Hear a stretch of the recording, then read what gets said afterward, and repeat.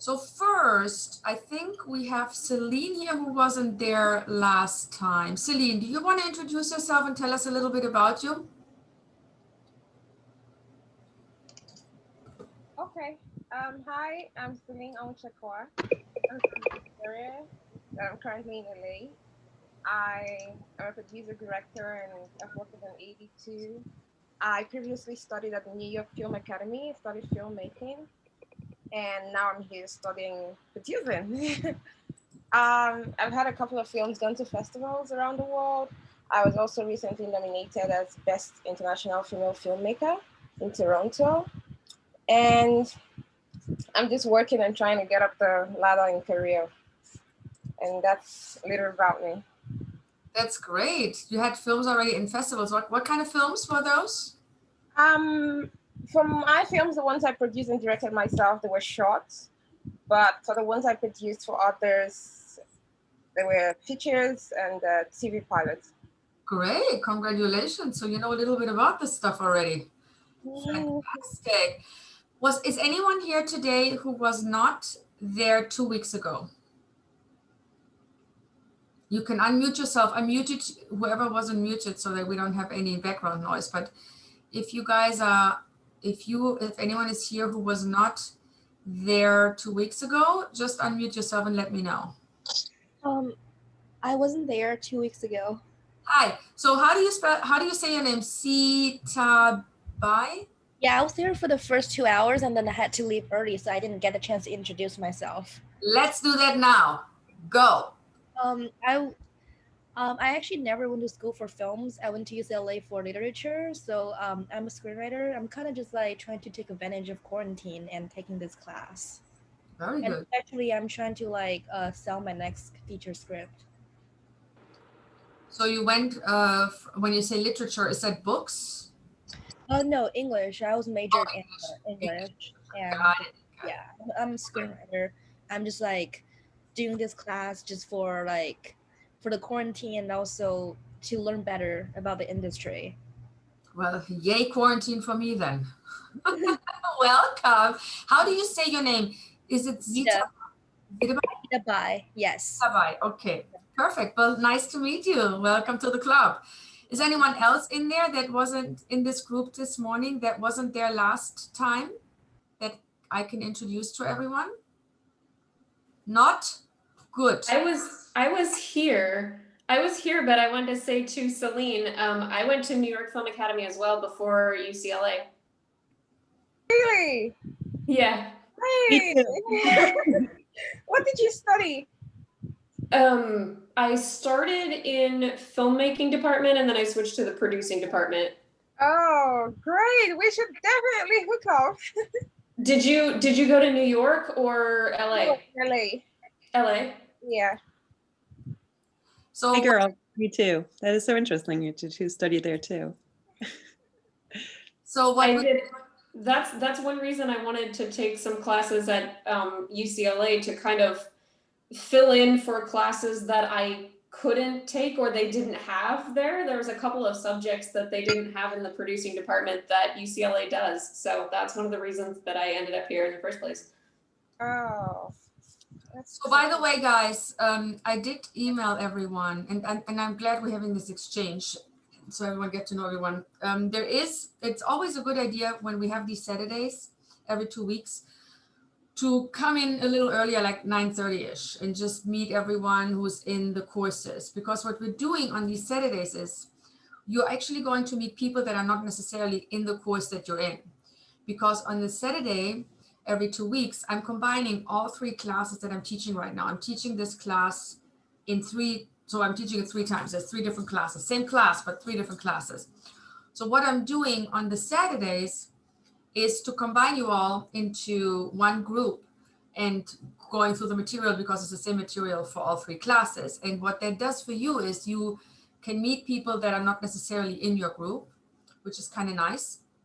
So feel free to always go on at 9:30, like half an hour earlier, to kind of network with each other if that's something you feel like doing and if you're awake enough. Just because it's open, the Zoom platform is open, so anyone can just go on anytime when, on that Saturday at 9:30. And then, of course, when you do your group projects, you can use the platform as well. If someone else uses it at the same time, then you have to figure something else out, but it is available for you, so you can feel free to do that too. So I'd like to dive into our session for today. Let me see if I can share my screen here. Okay, what do you guys see? Do you see anything? Yes. What do you see? The PowerPoint. Yeah. Got it. All right. So what we're doing today, you guys went through the first 3 modules. So you went 1, 2, 3.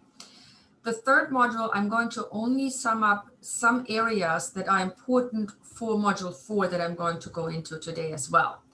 So I'm not going to go through the details because you already went through most of it, but I'm going to point out a few things that are essential that I don't want you guys to miss, because they have to do with the module that comes afterwards, which is 4. We're also going to do, in module 4, there is a suggested case study that you can do for extra credit if you want to. I'm actually going to do that today with you, so you can feel free to just send that in and you already get your points. So we're going to try to do that at the end if we don't take too much time. And then after this class is done, some of you signed up for office hours. If anyone else wants to sign up for that, I'm available until about 4 p.m. today to talk to anyone who wants to talk to me. I know a few of you already signed up, but if there is slots open, just fill those up or email me and then I'll plug you in. So first, I'd like to kind of summarize what we're talking about today. We're talking about choosing the right story, because it is essential that when you work on a project that you work on a project that has the chance of actually being made. And there are certain elements to that that are worthy of looking at when you develop something. It doesn't matter if it's a film or television project, but it helps to know what can give your project the right legs, so to speak, to get made. We will be talking about budgets, because not every budget, and when I say feasible, it doesn't necessarily have to do with the project that you're producing. It also has to do with the marketplace that you're producing it for. We will talk about packaging a little bit. We'll talk about what is essential to get your project on screen, just some things you need to know. And then we're trying to do a little case study that combines what an investment would look like if someone just gives you a check for your movie or TV show. It doesn't matter. If you just have one investor who gives you all the money, and we can compare this with doing the same project in a way that you'll learn about your finance plan and how it's applied. And then last, we're going to do the suggested case study that is at the end of module 4 that you can stay on for, or you can, if you don't have time, you can just log off. First, I'd like to know, is there any questions from anyone for module 1 and 2?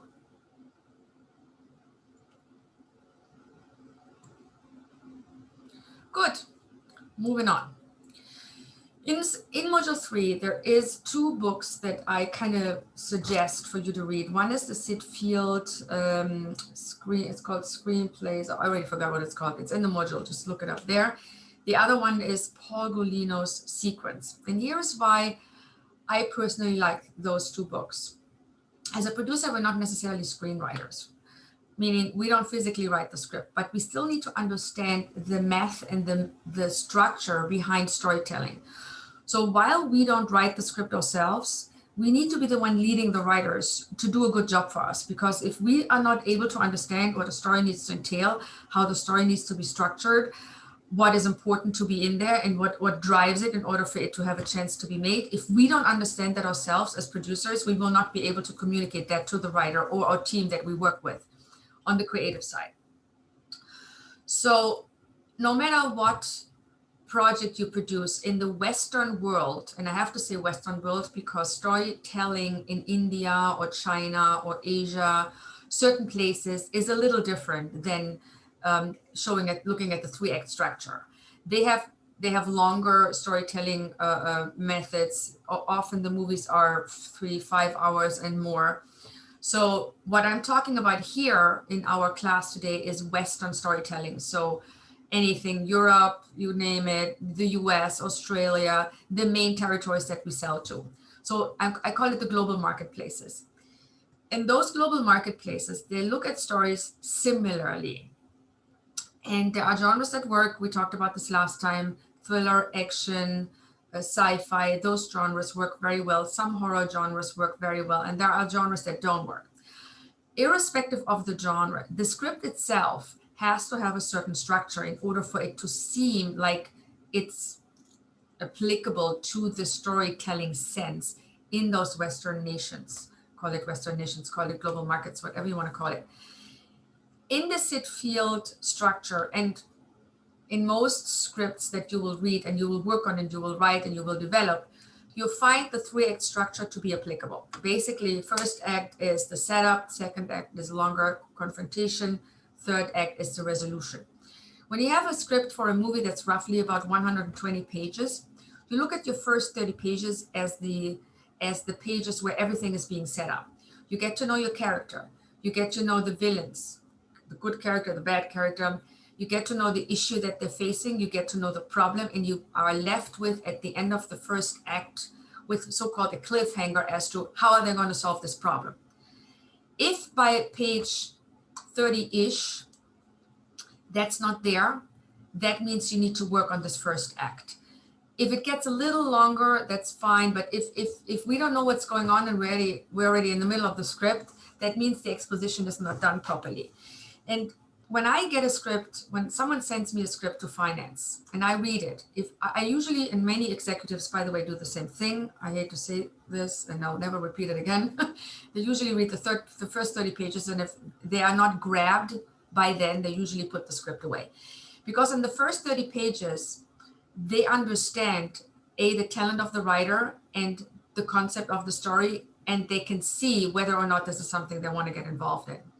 The first 30 pages are there to grab your audience, to grab the reader, to grab the executive's attention. So it's really important to focus on these first 30 pages. I know this sounds silly, but it is really important. So when I read a script and also when I write, I make sure that I stay within that first act in a way that I don't go on too long.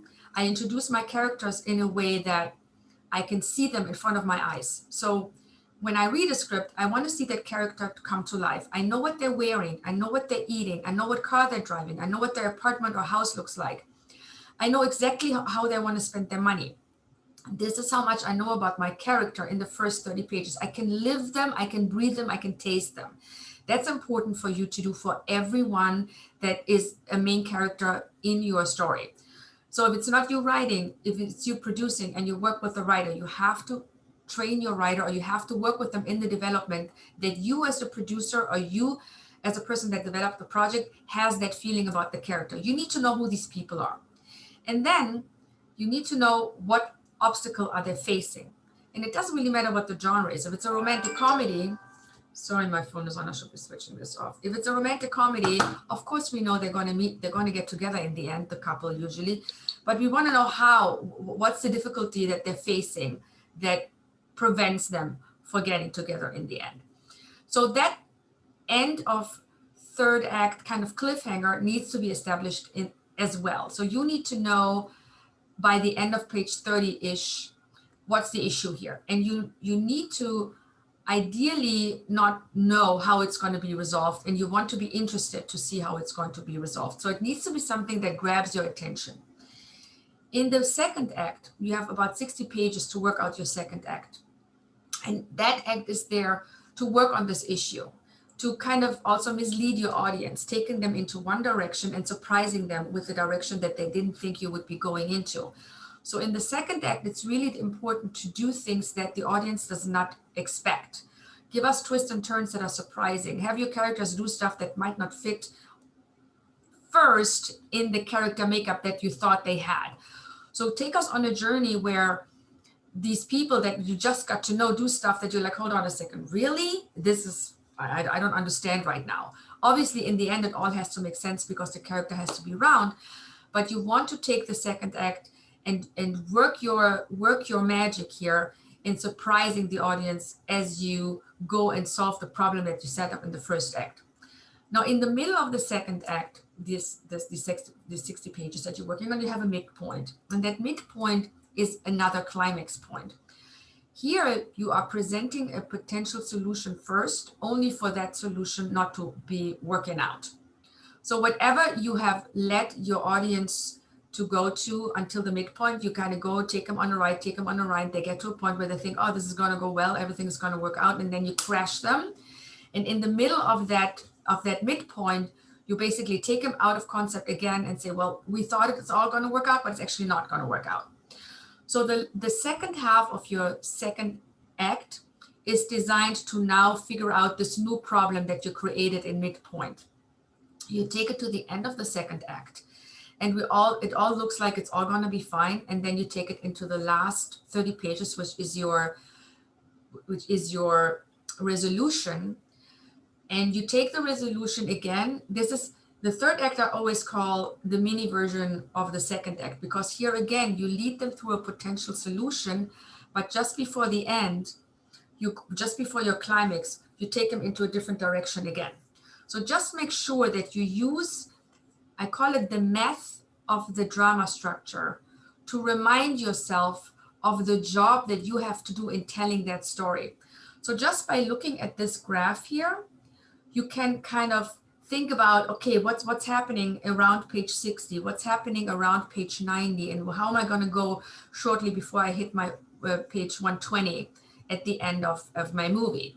So again, when you do a movie, it's about 120 pages. When you do a TV series episode, you're looking at about, I would say, 50 to 60 pages. And, you know, the page is really more about, it's kind of a guessing thing. But if you, for example, if you do a movie that's 90 minutes and you have 80 pages, it's probably not going to be enough. So going between 100 and 120 for a movie is kind of normal.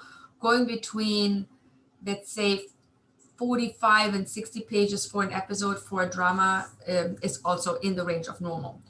So when Paul talks about his sequence approach, what he's talking about is every scene has a job. Every scene that you read and write and develop in your script for a movie or a TV show has a job. So whenever there is a new scene, there needs to be a solution. And the solution needs to carry my story forward. So whenever you read a scene, just figure out what is this scene going to tell me? What is it supposed to tell me? And how does it drive my story forward? If the scene has no message and does not drive your story forward, it's going to likely end on the editing floor, because you're going to see later, it's going to feel like fluff. When you're editing your movie or TV show, it's going to be gone. So why shoot it?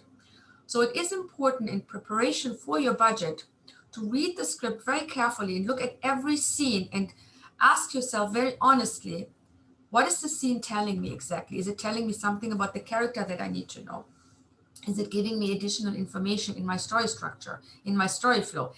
If that does not happen, take it out, delete it, and move on.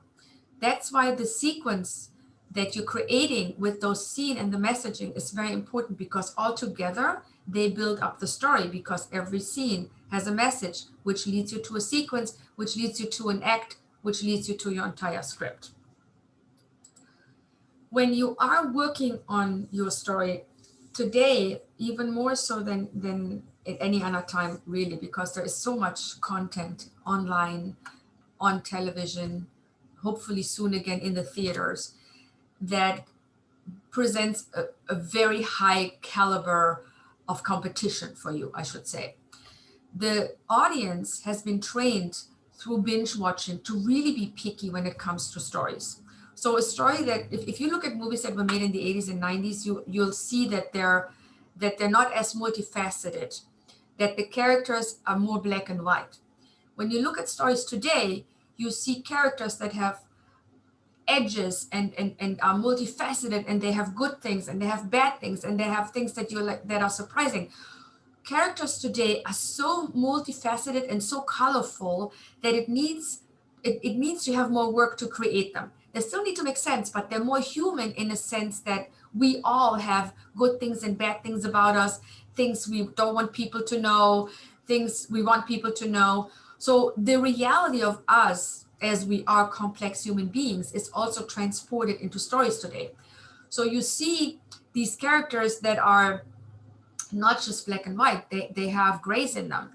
And that's the difference between storytelling today versus storytelling in the 80s and 90s. Our characters today are much have much more facet and edges. So when you design your character, you have to think about someone who has good things and bad things, but also does things that we may not understand in the beginning and they all make sense in the end. So you really need to take us on a ride with your character that is not always clean or straight and narrow. And the same goes for the story. The stories have to be unique, they have to be fresh, they have to feel like a new idea, they have to feel like something we haven't seen before. Now, many projects that you see today look like something else. And I'm not saying that you can't, structure an idea that's based on an idea you've seen before, but the way you carry this idea through needs to be new and fresh. So when you have an idea about someone killing someone, obviously it's a murder mystery. But what happened here? Why was that person killed? How were they killed? What is the story around them? What is the uniqueness around them? What are these characters about? What drives them? What is different about them? So your job in today's storytelling world is to come up with stuff that you haven't seen. While you might work of a basic concept that seems like something you've seen before, you need to elevate it in a way and use elements and unique measures that you haven't seen before. And it's very important that you carry your story forward in twists and turns that are not predictable, and you have stories that are inspiring the senses of the audience. And when I say inspiring, I don't mean, good message stories. I mean, inspire me as the audience to watch this and say, well, this is really well told. This is interesting. And I've never seen someone doing it like that. That's really all that means. Not doing it like someone else has done it before is the job here. The arcs of your characters are important because you're going to create these multifaceted characters that are going to have very many edges. But you need to remember that they all have to have a round arc. They start here and they want something in the beginning, and they go to the end and maybe they get what they want, but they likely will get what they need, which might not always be what they want, which is the same in life. You want something, but what you want might not be what you actually need to develop into a full person and to live your optimal life. The same is happening in our character on screen. They might want something, they might want to rob a bank and want to have $1 million. Yeah, and they might get away with it. But is that something they should be doing? Maybe not. Maybe they should, because maybe they have a sibling in a hospital and need to pay for medical bills. So there are reasons why people do bad things. But what does it do to the character? Does it build the character up? Does it give it another elevation? What's the relationship? How is the character changing? How is their personal development elevating? How is their personality elevating by doing what they're doing? And what do they really need? And what they need is something that you have to give them. And it doesn't come out of their motivation necessarily, because their motivation is driven by what they want. What they need is driven by you understanding the character like a psychologist and figuring out what is important for this character to grow. So those things are important to have satisfying and inspiring characters. You obviously work on your story and having your audience in mind. And when I say audience, I don't mean, is it a festival audience? Is it a global audience? I'm talking about, are we gearing this story towards a younger audience? Is it young adult? Is it mainly women? Is it guys? Is it women and men in a certain age group? Is it a certain age group? Who are we aiming this for? And who are we telling the story for? And that's a very important aspect for you to remember, because you speak then in the language of your target audience. So when you tell a young adult story, you have to remember who this is for. So your characters, the way they speak and the way you transport the message, needs to be targeted to your young adult audience. So it's important not just what the story is about, but how you tell the story. How do they speak? How do these characters speak? I cannot tell you how many times I read a script and there is a dialogue from someone in there that's 18 years old and he speaks like someone my age, 55. And I'm like, that's not how an 80-year-old would speak. That's not how they would say it. It really needs to be authentic. So put yourself into your target audience mind and gear the story and the characters and their dialogues towards that target audience. When you figure out who your target audience is, meaning age group target, as well as market, film markets, festivals, global audience. You will then design your financial planning around it. So when we talk about estimates, pre-sales, and so forth, this is going to apply here at this moment when you say, okay, I want young adult, but I want to sell it all over the world. Okay, that's a global audience.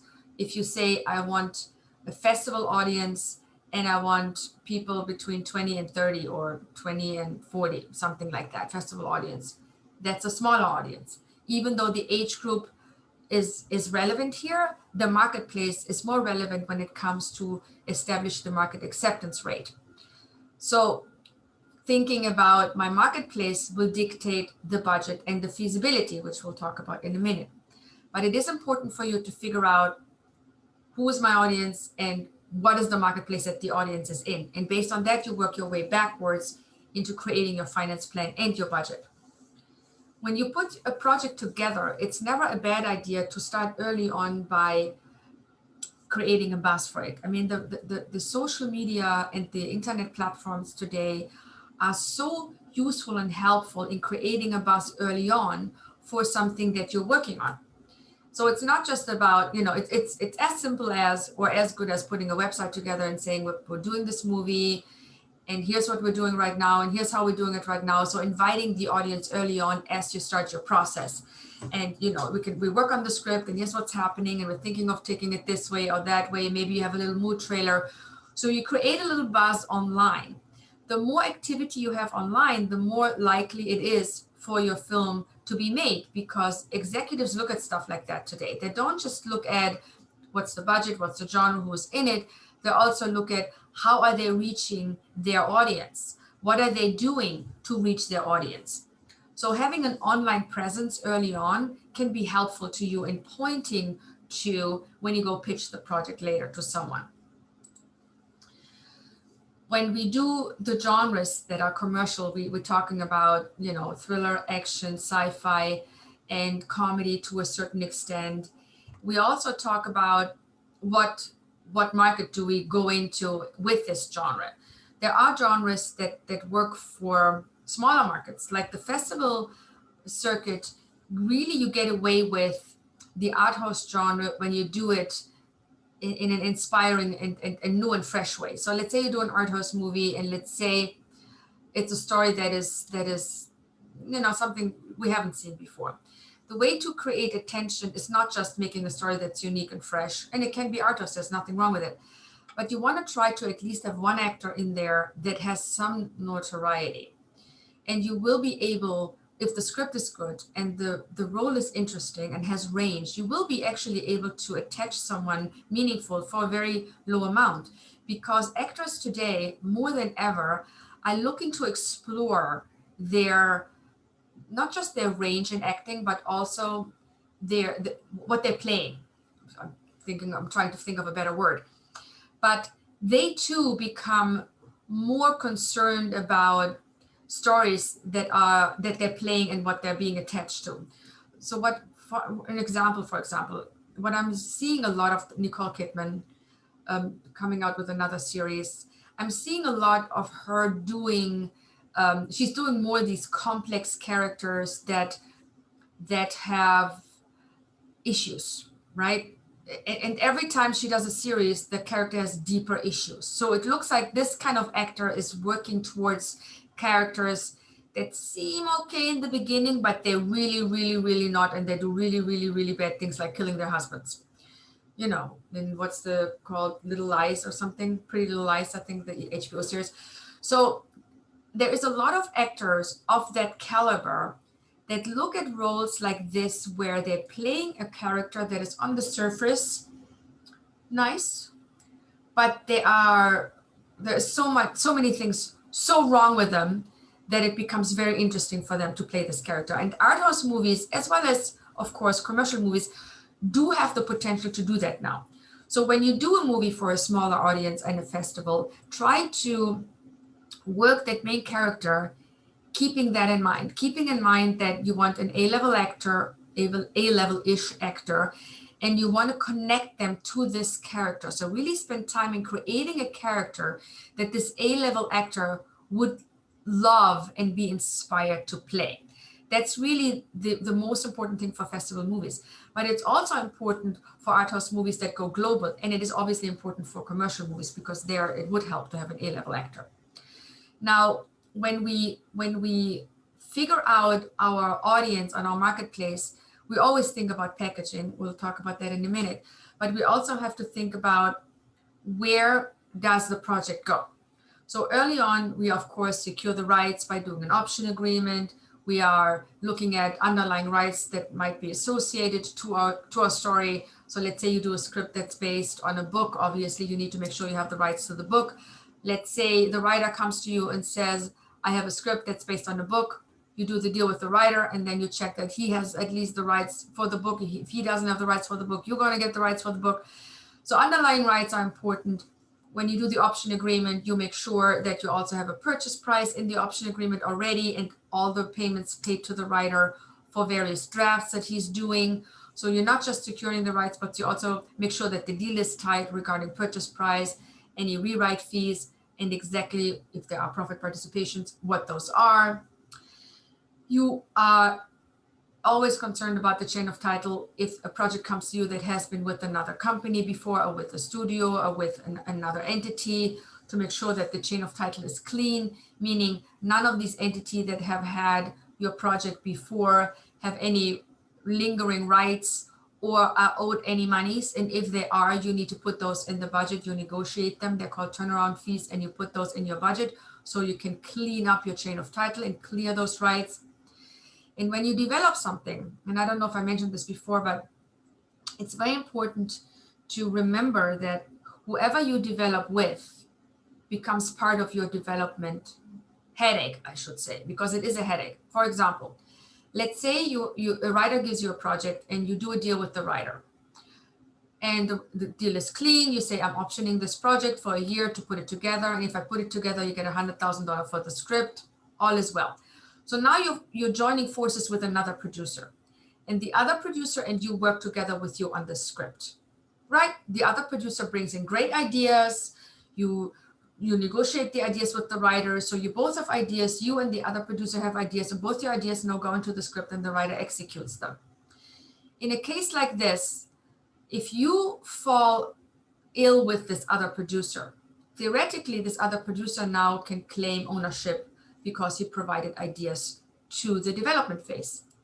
Not a good thing, right? Because he can hold up your entire project and he could potentially make it impossible to get made. Whenever you work with someone else on a project, have them sign a waiver that they say any ideas they give you are yours. They become yours and they waive any rights.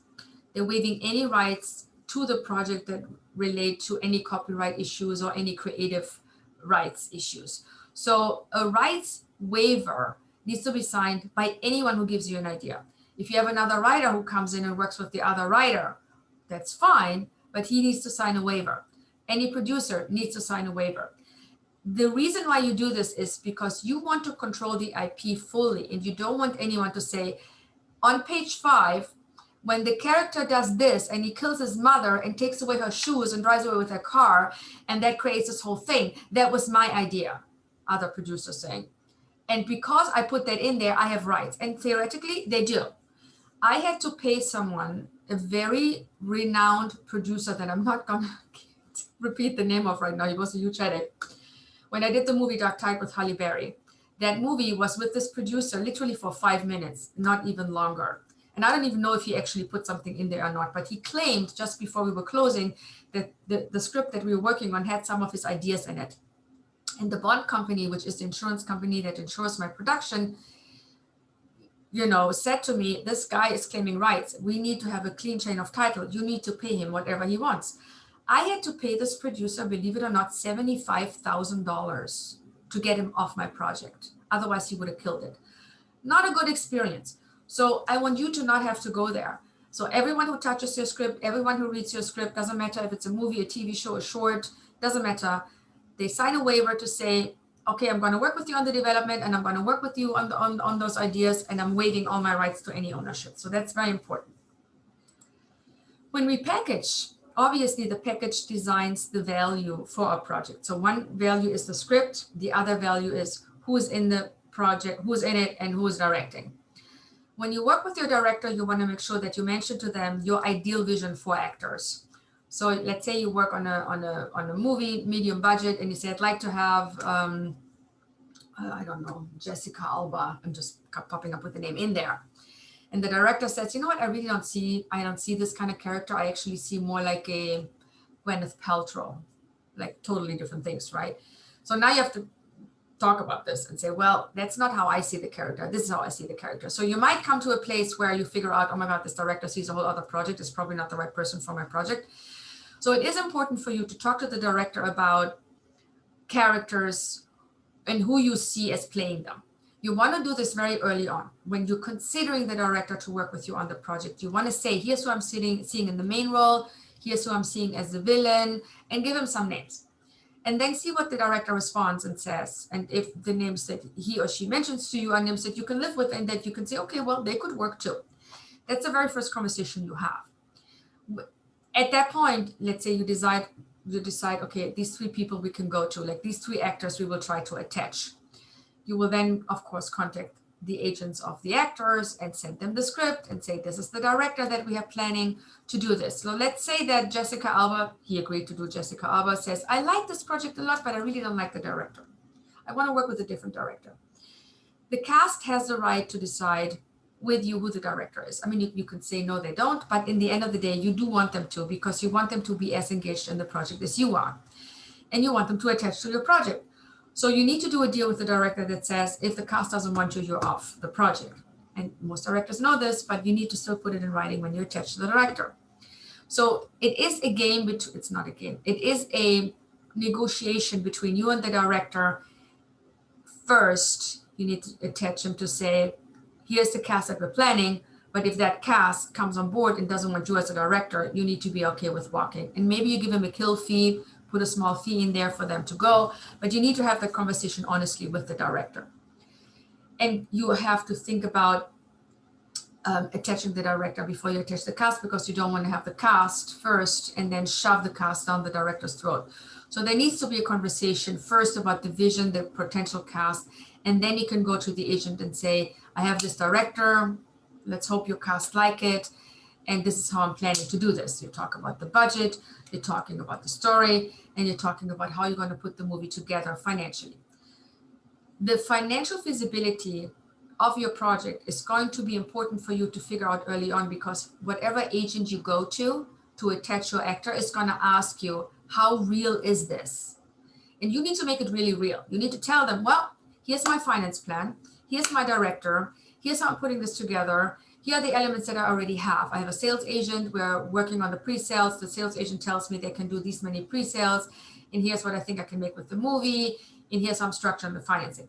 Agents want to know that you have a plan, because they get gazillion scripts sent to them, and they might be good, but usually people don't have a plan. So they just go, here, here's a script. I want your client, Jessica Alba, to play this role of Sabina. And agent's going to say, well, is this thing going to get made? Is there any money there? What's going on here? They're not just going to attach the actor because they like the story. They're not going to allow their client to even like the role. They want to make sure that there is a reality to this project, and the reality is established by you establishing a finance plan. So the feasibility of your project is very essential early on, even if things change later. But you have to think about, what should this movie be made for if I'm attaching these people, and what can I make with this movie? Those three things have to be clear to you, and you need to figure out how to put them on paper to then transport it with your pitch to the agent. When we package the director first. We obviously talk about our vision with the director. If we see a thriller and they see a drama, it's not the right director. If we see a comedy and they see an art house movie, it's not the right director. Many stories can be interpreted in different ways, and it really comes down to the reader, to what they see. You can't dictate that to someone, but you need to be the one deciding, is the vision that the director has a vision I can live with?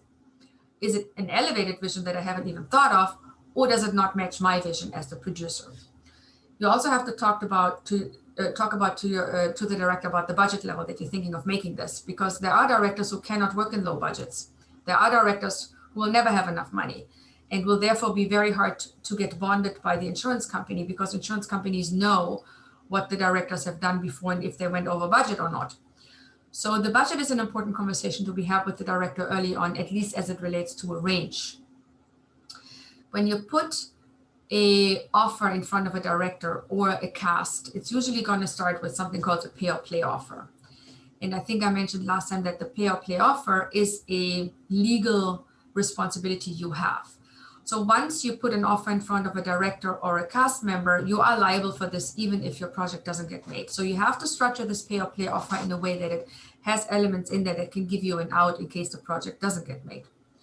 One potential out you could use is that you make any offer subject to the completion bond insurance bonding the project.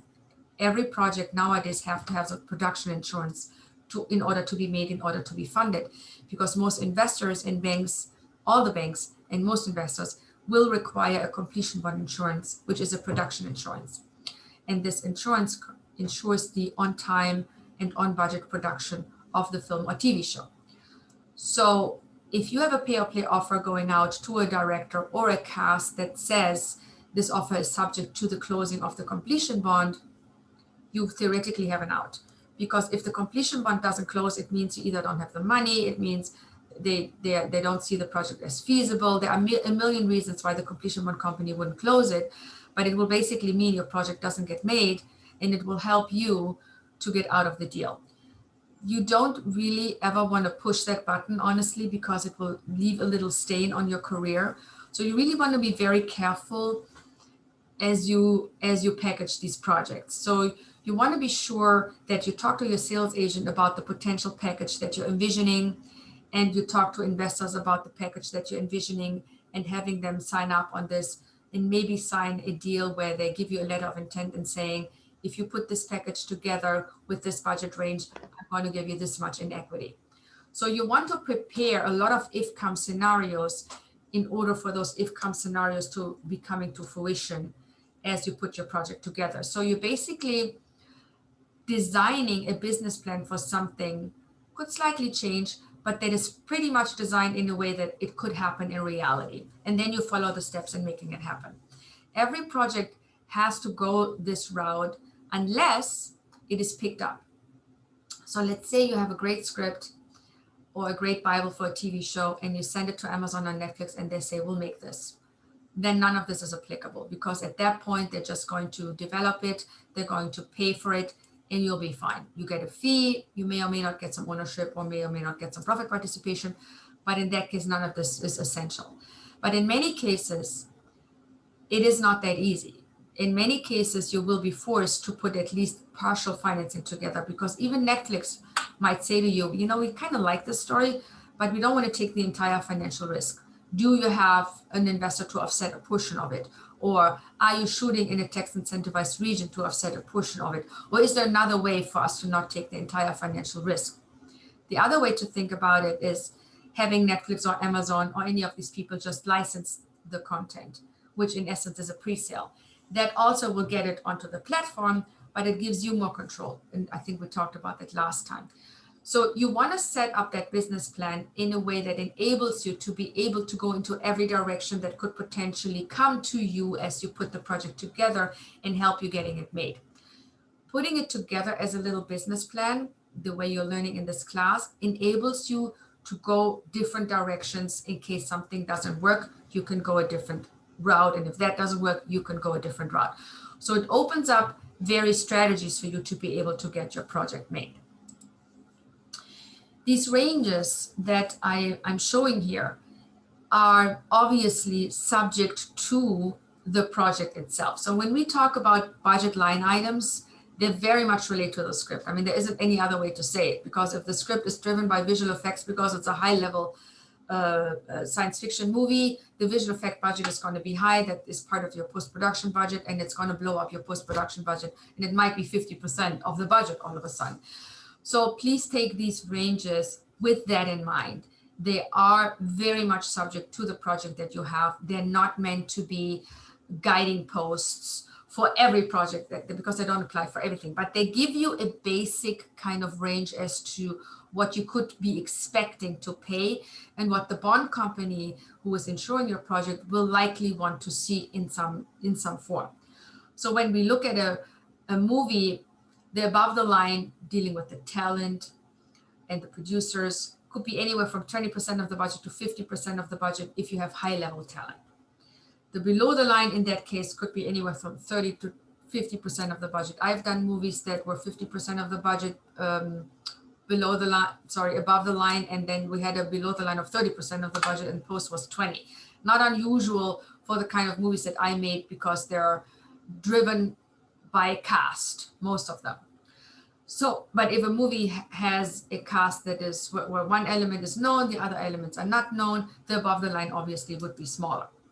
Now, rights payments, when it comes to paying your writer, paying underlying rights, they usually are in the range between 1% and 4%, depending on how known the writer is, if he is a WGA writer or is he just starting out, then the payment is usually lower. If it's a more known writer, then the payment's usually higher. But the Writers Guild website gives you great ranges what you should be paying to your writer. I would use that as a resource for sure. They basically say, here's the budget range, and if it's a budget in this range for this kind of project, you should be paying this much money for a WGA writer. I use that range to pay writers that are also not WGA because I want them to at least get the WGA minimum, meaning the Writers Guild minimums when I work with them. So I always offer the Writers Guild minimums for writers that are even not Writers Guild, just because I think it's a fair deal. Now, if they are Writers Guild and if it's a very established writer, it goes up from there because the Writers Guild website only shows you the minimums.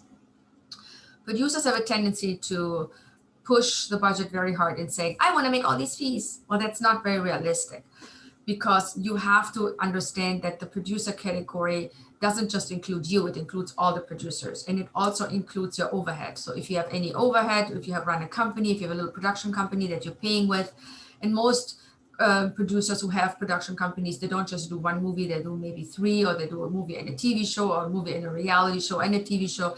So there are different things, and obviously overhead has to be paid. So a portion of the overhead can go into your budget, and that's okay.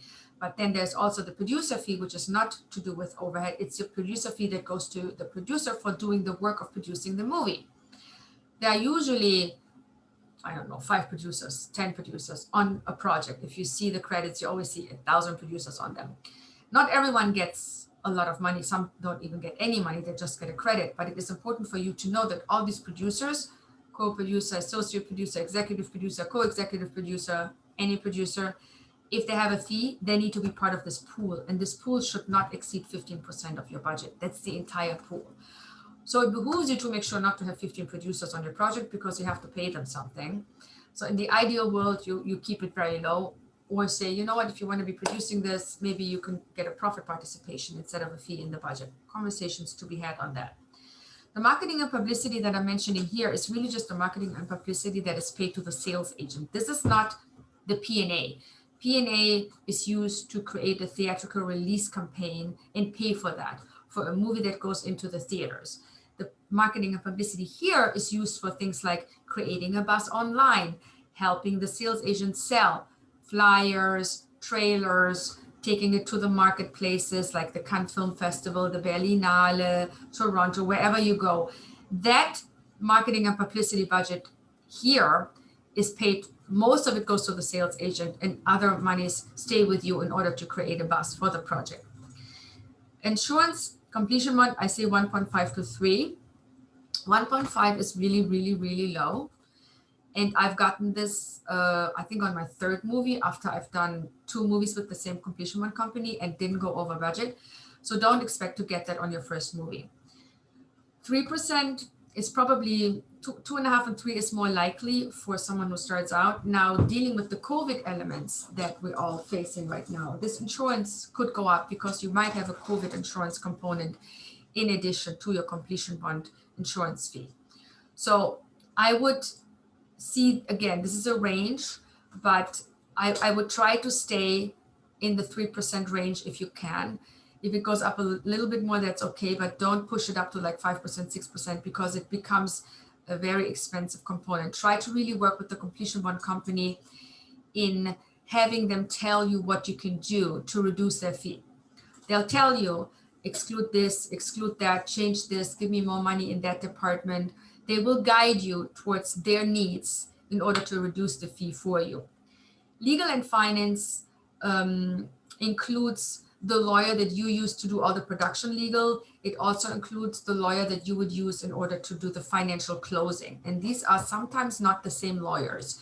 Production legal is very simple stuff, deal memos for crew, actors deals, stuff that has templates. Many of those deals have templates, and production lawyers know the templates, they have them. Many production lawyers do this for a flat fee. So you should talk to them about a flat fee and not a percentage. The financial lawyers, those are different kinds of lawyers because they deal with banks, they deal with financial institutions, lenders who require a certain lawyer that they also agree to. So when you go to do a deal with Comerica Bank where they give you a loan for your pre-sales and your gap loan, let's say, they will require a lawyer that they approve. That is going to be likely a different lawyer than your production lawyer. So just keep that in mind. Now, the lawyers that the banks and you will choose together will likely not work on a flat fee. I mean, I've gotten some to do that, but many say, well, we really have to just kind of bill what we bill because we don't know how many hours it's going to take to close this. And those bills can be hefty. The finance fees are fees that you pay to lenders that require a fee in it and don't deduct them from their loan amount. The bank, when they charge you an interest, they will deduct it from the loan amount. Therefore, you don't have to budget for this. But there are people like tax incentive lenders, mezzanine lenders that will require fees sometimes. And those fees are part of your finance fee. They will not deduct them from the loan amount. They basically say, we want to get paid extra. So the tax credit lender might say to you, you have a tax credit for $2 million. I'm going to give you 1.8 for it, but I still require a fee to be paid out of the budget of $20,000 or something. So in that case, you have to put that in your finance fee component. Contingency is something that's dictated to you by the bond company. The bond company will try to get you to do a 10% contingency, which is obviously very high because it has to be funded somehow. So the conversation you have with the bond company again is, how can I reduce this contingency to maybe 5% or maybe 7.5%? So let them guide you to what they need from you in order to make the show less risky, and then in order for them to reduce the contingency. If you don't have a completion bond on your show, possible, I always put in a contingency for 5% because things always go wrong. You want to have a little cushion and you want to know that there is enough money for you to deal with problems if you have to. When you talk to sales agents, I always so be practical about it. There is American Film Market coming up in November. It's around the corner. And I think you can actually book a ticket to be online, and all the sales agents are there. They're on the American Film Market platform, and they're selling all their movies. When you log on, I don't know, it's $150, $200. I have no idea what they're charging right now for the online version of things. But I think it's worth to see what kind of sales agents are at this major market. The American Film Market is a major market. It's comparable to the Cannes Film Festival, to the Berlinale. It's where global content is being sold. And global content in all budget ranges, small budgets, $500,000 or less, high budgets, 30 million and up. So everyone who sells anything is going to be at the American Film Market. So you see different sales agents doing different things at different budget levels. For you to research who these people are and what they're selling, I think would be very important because it's going to help you put your project into perspective and see who could fit for your project. So look at someone who has projects that are in similar budget ranges, similar genres. Talk to the sales agents when you connect to them about your talent range that you're thinking about. Have them tell you what they believe the potential revenues could be based on the story, the budget, and the talent that you're choosing. Everyone is going to look at your idea as something that needs to be fresh. They want it fully developed. They don't want to deal with development with you. When they, for example, look at a TV show, they want to see a fully developed Bible, ideally already a pilot script, and if you can, put a showrunner on there. So it needs to be very well developed in order for the distributors, buyers, of course, to buy it, but even for the sales agent to talk to you about it. Now, for the sales agent, you don't need to necessarily have all those people attached yet, but you need to be able to say, I'm thinking about this showrunner and I think I can get to him by using my cousin's friend who has a connection. Or I'm thinking about this budget range because I believe it is feasible. What do you think? Is it feasible based on my package? So there are conversations you have with sales agents that have to do with your ideas and your vision for the project. But once it comes to the buyers, distributors, and networks, they need to see these things attached. They want to see who is in it. They want to see who's directing. They want to see who's the showrunner, and they want to see full packages. The film markets are one way for you to access buyers and sales agents. And obviously you can do the same by working with agencies, talent agencies, and co-production partners.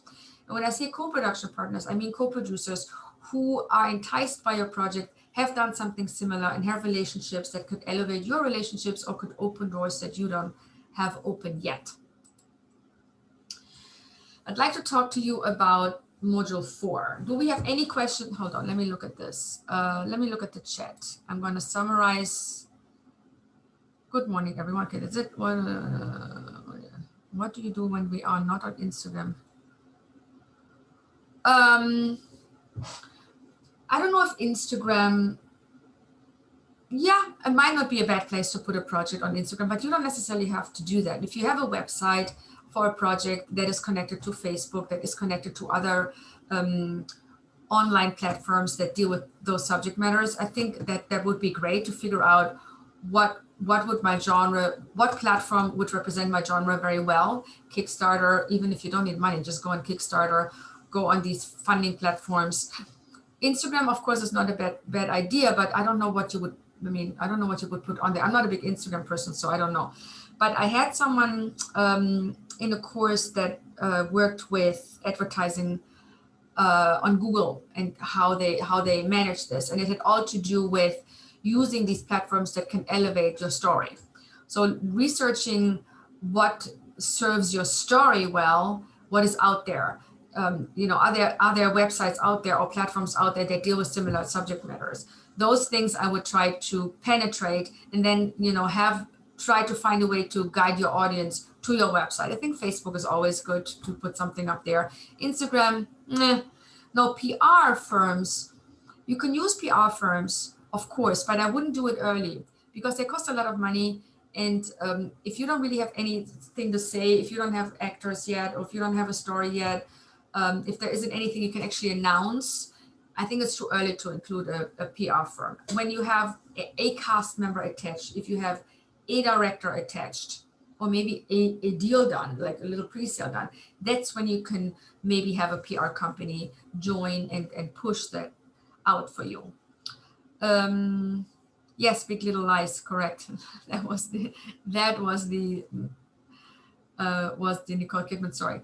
Jessica, as a first step, working with a co-producer who gives us a script, do we have to confirm that he is bondable besides?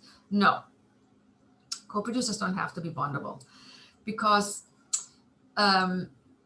it's really you as a producer that owns the rights and the director, the one that realizes your project, that have to be bondable, as well as the line producer. The line producer in this case is actually more important than your producer as it relates to the bond company. So you want to have a line producer that is bondable, and you want to have a director that is bondable.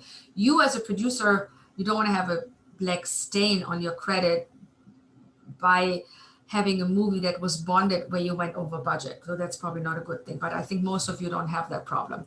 So the co-producer does not have to be bondable as such, because you're going to take on the rights from the co-producer when you put the project together, I'm assuming, Jessica. I would say to you, Jessica, that when you do something with the co-producer that has the rights, do a deal that transfers those rights to you. Otherwise, you might work for nothing. Okay, nice. What do we say? Does getting someone to sign the rights waiver require paying? No. The rights waiver that you would have someone sign basically says, you're working with me on the project and I appreciate that, but I don't want you to turn around later and ask for money or anything. So I want you to allow me to have you sign a waiver that any and all ideas you give me you waive all the rights to the project for that. So you don't have to pay anything for this.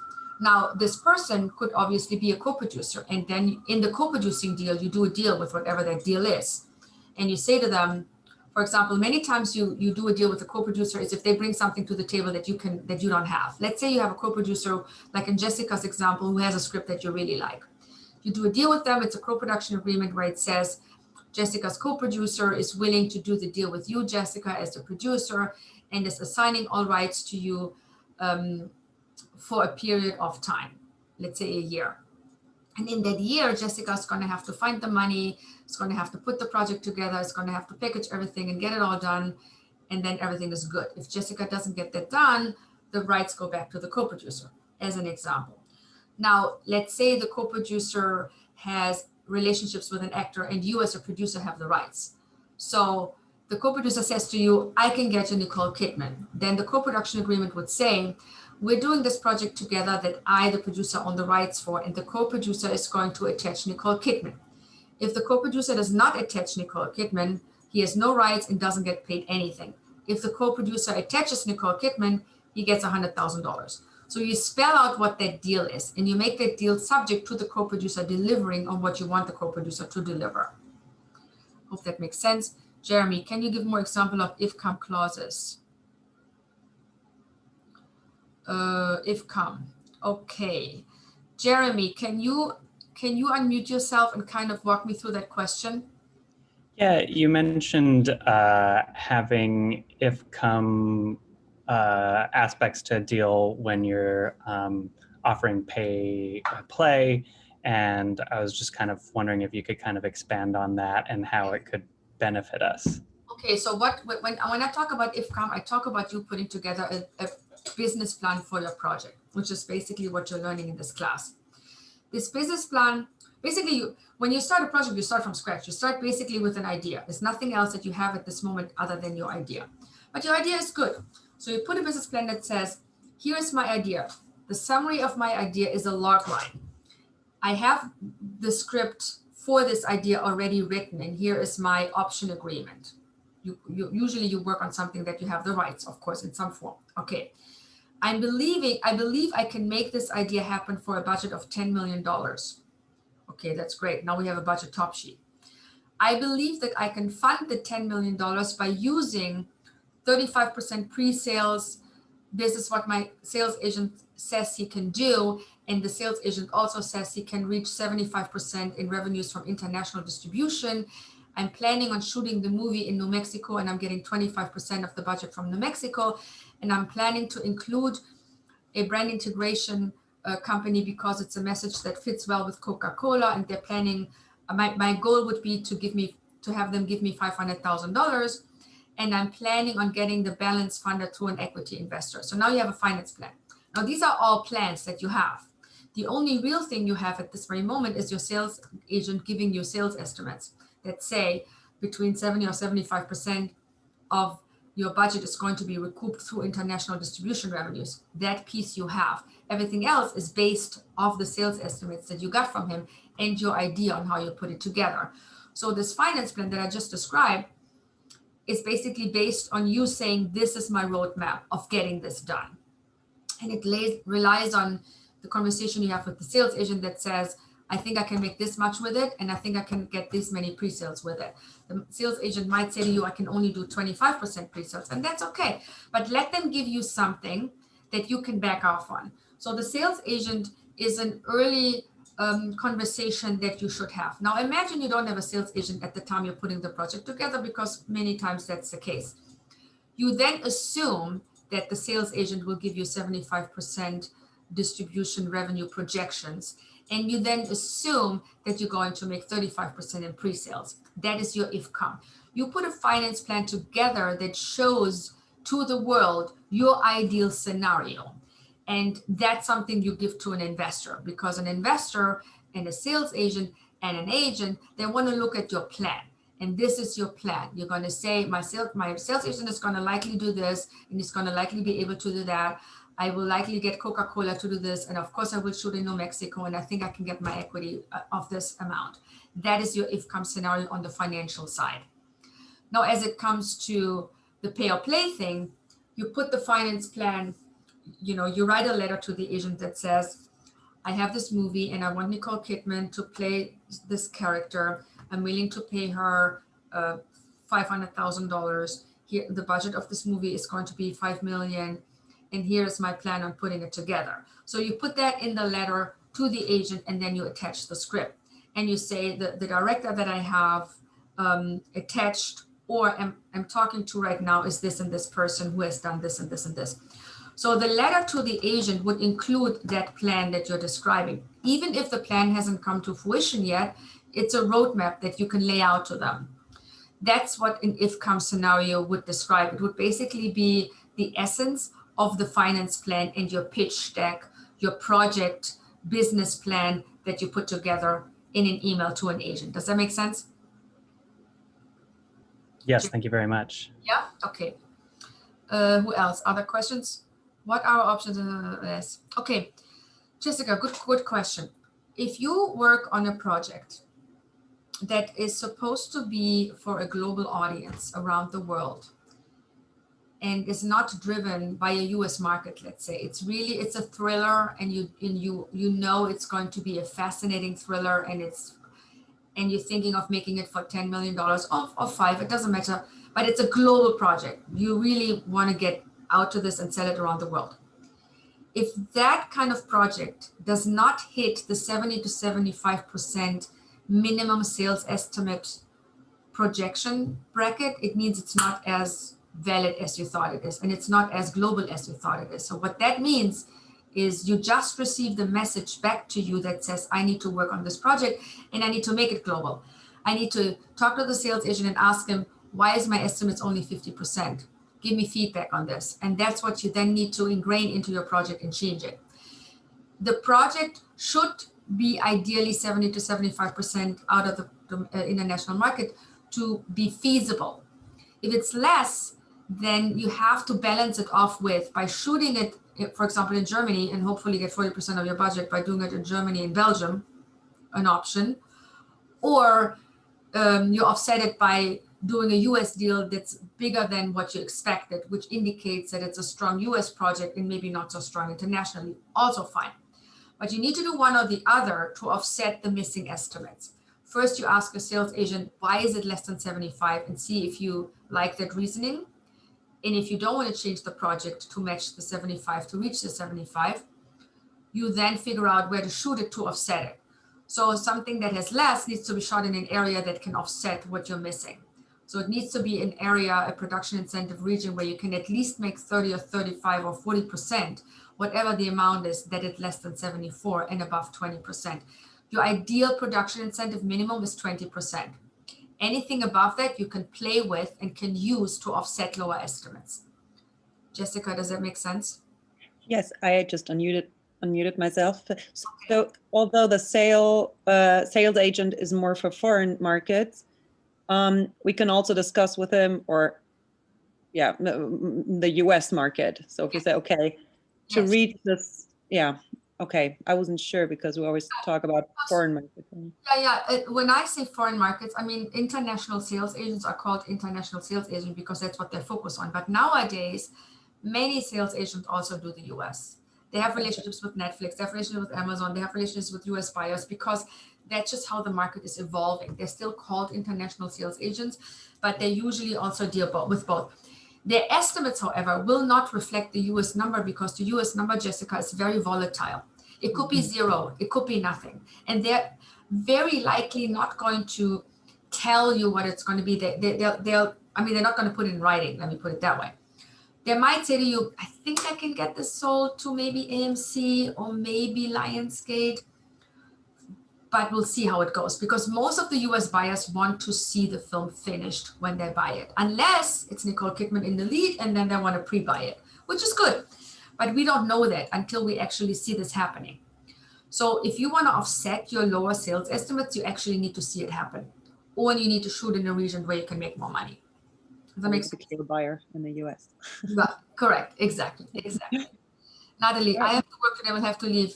That's okay, Natalie, bye. Anyone who leaves can leave, we're recording anyway, so no worries there. So in the module 4, if no one has any more questions on what we just did, we are focusing on risk and risk mitigation. So we talked about a few things that mitigate our risk, which is obviously establishing our story, making it as strong as it can be, establishing our target audience, establishing the budget that is feasible, and establishing sales estimate. A feasible budget is a budget that can be covered 70 to 75% by international sales estimates. The end.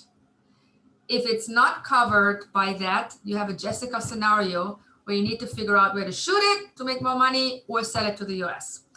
The other option is reduce your budget. If nothing helps, you need to reduce your budget. You need to understand the buyer, which is the sales agent and the distributor. This is important for you to mitigate risk. If you have the wrong sales agent, you are screwed. The right sales agent is someone who sees your vision, who gives you the estimates you need, who performs in providing the pre-sales to you, and who agrees to a collection agent and a performance clause. Again, performance clause, we talked about this last time, is the sales agent agreeing to hitting their take pricing, meaning the 75% minimum, which is a take price, and doing so in a certain amount of time that they tell you what that is. Is it 1 year? Is it 2 years? Is it 3 years? If it's more than 3 years, not good. You need to understand the risk in order to mitigate it for your investor. So where are those risks? There are 3 areas. One is development. Development could take forever. I'm developing a TV show right now. It's based on the book series. I think I'm in year 2. Help me God. It takes time, okay? Development can be financed by investors who believe in your idea and who say, you know what, you optioned that Harry Potter book series. That seems interesting. I'll give you money to develop that into a movie. Yeah, good idea. So you have investors that will give you money based on the plan we talked about earlier, that plan of action that we discussed with Jeremy. They will say to you, I like this plan and I like this idea. And I think I like the way you go about making it happen. I'm giving you money to develop this idea and get it ready, to get money for packaging. So you have the down payment for your actor, so you can do the pay or play offer, to get money for the writer who has to do rewrites, to give you money to option rights and pay for them, and give you money to option the underlying rights and pay for them. Development costs money. So the development investor is going to look at the plan that we talked about earlier and it's going to say, okay, fine, how much do we need for development? Okay, let's say we need $100,000 to develop, to write, to secure rights, to attach actors.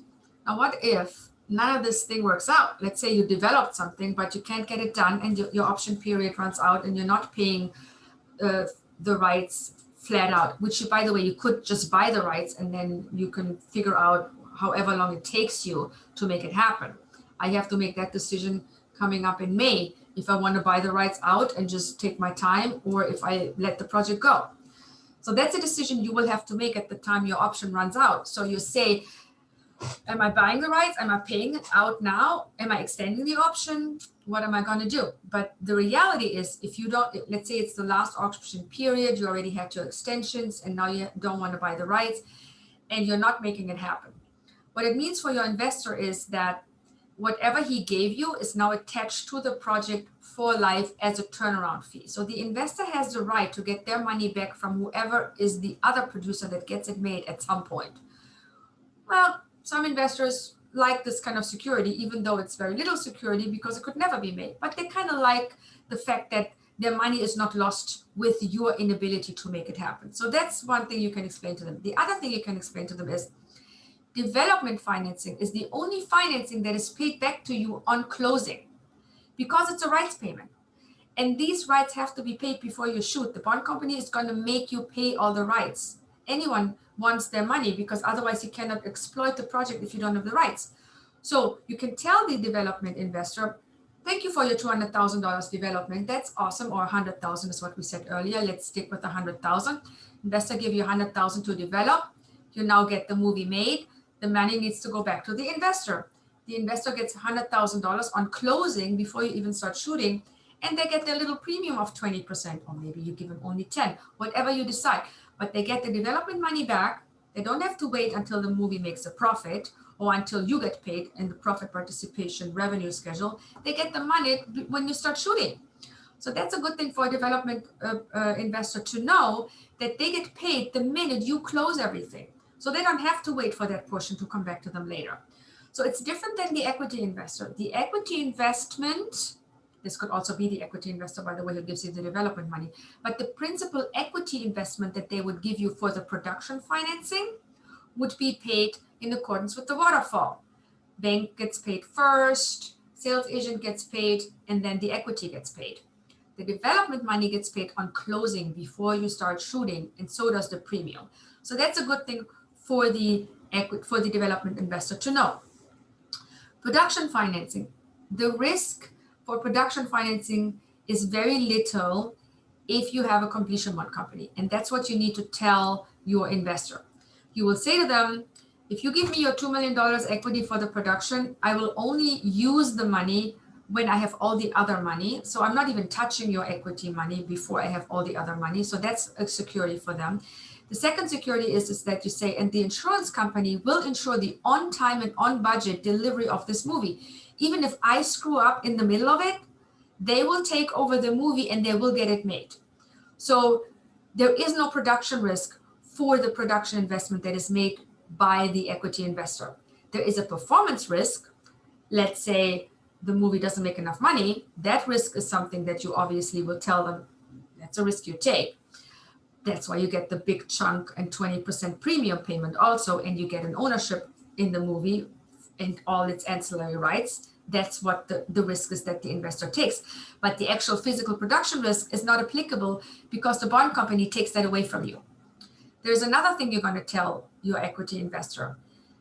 Any money that comes in that is made with this movie, any distribution revenues, any money that it will ever make, I will not touch a dime because it goes to a third party, a collection agent that is basically like an escrow company that takes all the money and then pays you back. I'm not paying you back as the producer. The third party collection agency will pay you back and will give you a very transparent accounting as to monies coming in, who is paid when and how much and why, and then how long it will take until you get your money from the same entity, and until you get your premium from the same entity, and until you get your profits from the same entity. So completion bond insurance and collection agencies are important risk mitigation factors for your equity investor. And that's something you need to tell them when you talk to them about the risk that they're taking. You will obviously say to them, I have this amazing sales agent and he estimates that I'll make 75% of the budget back just as a minimum. And you show them the sales estimates. But you cannot tell the investor, we're surely going to make this and you're surely going to make your money, because that's against the law. That's fraud. You will tell the investor, I don't have a crystal ball. I believe the money can be made because that's what this reputable sales agent shows me and tells me. And I am only using a portion of your money to finance this movie. I myself have skin in the game because I'm getting a bank loan from a bank that I am personally relying on and be responsible for. That's your skin in the game as a producer, because it's not the equity investor who takes the financial risk and pays the bank back. It's you as the producer who pays the bank back. So you can tell him, I am taking a loan to do this movie and I am 20% of it is basically based on performance. So that's the risk I'm taking as well. So telling your equity investor that you yourself take risks, you yourself put up your own money in some of the development when you put it in, because you're probably going to have to do that anyway. And you yourself have, taken all the measures to make sure that he's protected, and not just he, but also you as the producer. So you're aligning your interest, and you're going to tell your investor that you are going to use non-recoupable financing sources, tax incentives, brand integration, maybe some deferments, in-kind services, music investment, things that you don't have to pay back to reduce the risk for the film's performance. And you will, of course, let him know that you're going to make sure that his investment is kept in a range that is feasible. You're not asking him to pay you 100% of the budget. You're asking him to pay you maybe 30% of the budget, because that's a better and stronger financial feasible structure for the equity investor and protects him. Okay, Jessica, does the cast have to be bondable? Yes, my dear. The cast has to be bondable. And what happens here is they're going to have to do a drug test and they're going to have to do a health test. And the bond company is going to do that with their assigned doctors. So based on that, they will bond the actor. Yes. Does that answer your question? Okay, good. Next, moving on. We talked about the collection agency before. I just want to make sure you understand their job. There is no creative accounting possible here because you don't do the accounting. It's as simple as that. The collection agent does the accounting. They put an account together where all the revenues go in, no matter what the sources are. Merchandising revenues, ancillary rights revenues, revenues from hotel sales, revenues from exportation in airplanes, regular distribution revenues, any overages that come in, any performance bonuses, anything that comes in relation to the IP goes to the same account. Sometimes the bank that will give you the bank loan wants to be paid first outside of the collection agency, and that's okay because you have to pay them first anyway. And that's the only thing that would not potentially be in there, and it really depends on who the bank is. I've only so far worked with one bank, Comerica, who wanted to be paid outside of the collection agency. So all the distributor payments would go to them directly until the loan was paid off, and then all the distributor payments and all the revenues would go to the collection account. So revenues are held directly in the collection account forever. All the expenses, the sales agency fee that you have to pay, the collection agent fee that you have to pay, the distribution expenses that are payable, any kind of payment to anyone who wants money or has a deal with you, all that gets paid by the collection account, collection agent. The premiums, obviously, and the investments are being paid by the collection agent. Anything in relation to this entire movie and its expenses and revenues and the finance plan are combined in the collection agent management agreement, in short, CAMA. So this CAMA combines all the terms that you are entering into throughout the world. It has the writer's agreement in there if the writer gets a profit participation. It has the actor's agreement in there if the actor gets a profit participation. It has the bond company in there if the bond company has a right to recoup some of their money. It has SAG, any guilds in there because they want to see their residuals. It has, of course, your investors in there. It has the bank in there. It has the sales agent in there because they're going to get paid their sales fees. Every investor, everyone who gets anything or gave you anything is going to be signing and part of this collection agent management agreement. So that's the agreement that's basically the heart of your entire production. It is reflecting the entire structure of your movie. So we talked about the financial plan and what that would look like. And we always say that ideally we want to have 75% revenues coming from the foreign territories, and we want to see 35% of that being established as pre-sales. So we see that the market out there actually likes what we are producing. Could be 30, could be 20 if we have some domestic. So you can play with these numbers, but you still need to figure out if you do a movie and you sell Thailand for 1% and you sell Israel for 1% and you can't sell anything else. The likelihood of this movie not being in high demand internationally is pretty high, and then you should really consider making it. Your gap loan is the loan that's given to you by the bank based on the rights that you haven't sold. If you look at this estimate here, if you have 75% estimated distribution revenues and you would have 35% pre-sold actually from this estimate, you would be left with 40% that you can still sell. The gap loan is looking at the 40%, and they'll give you half of that as a loan against you still selling those unsold rights.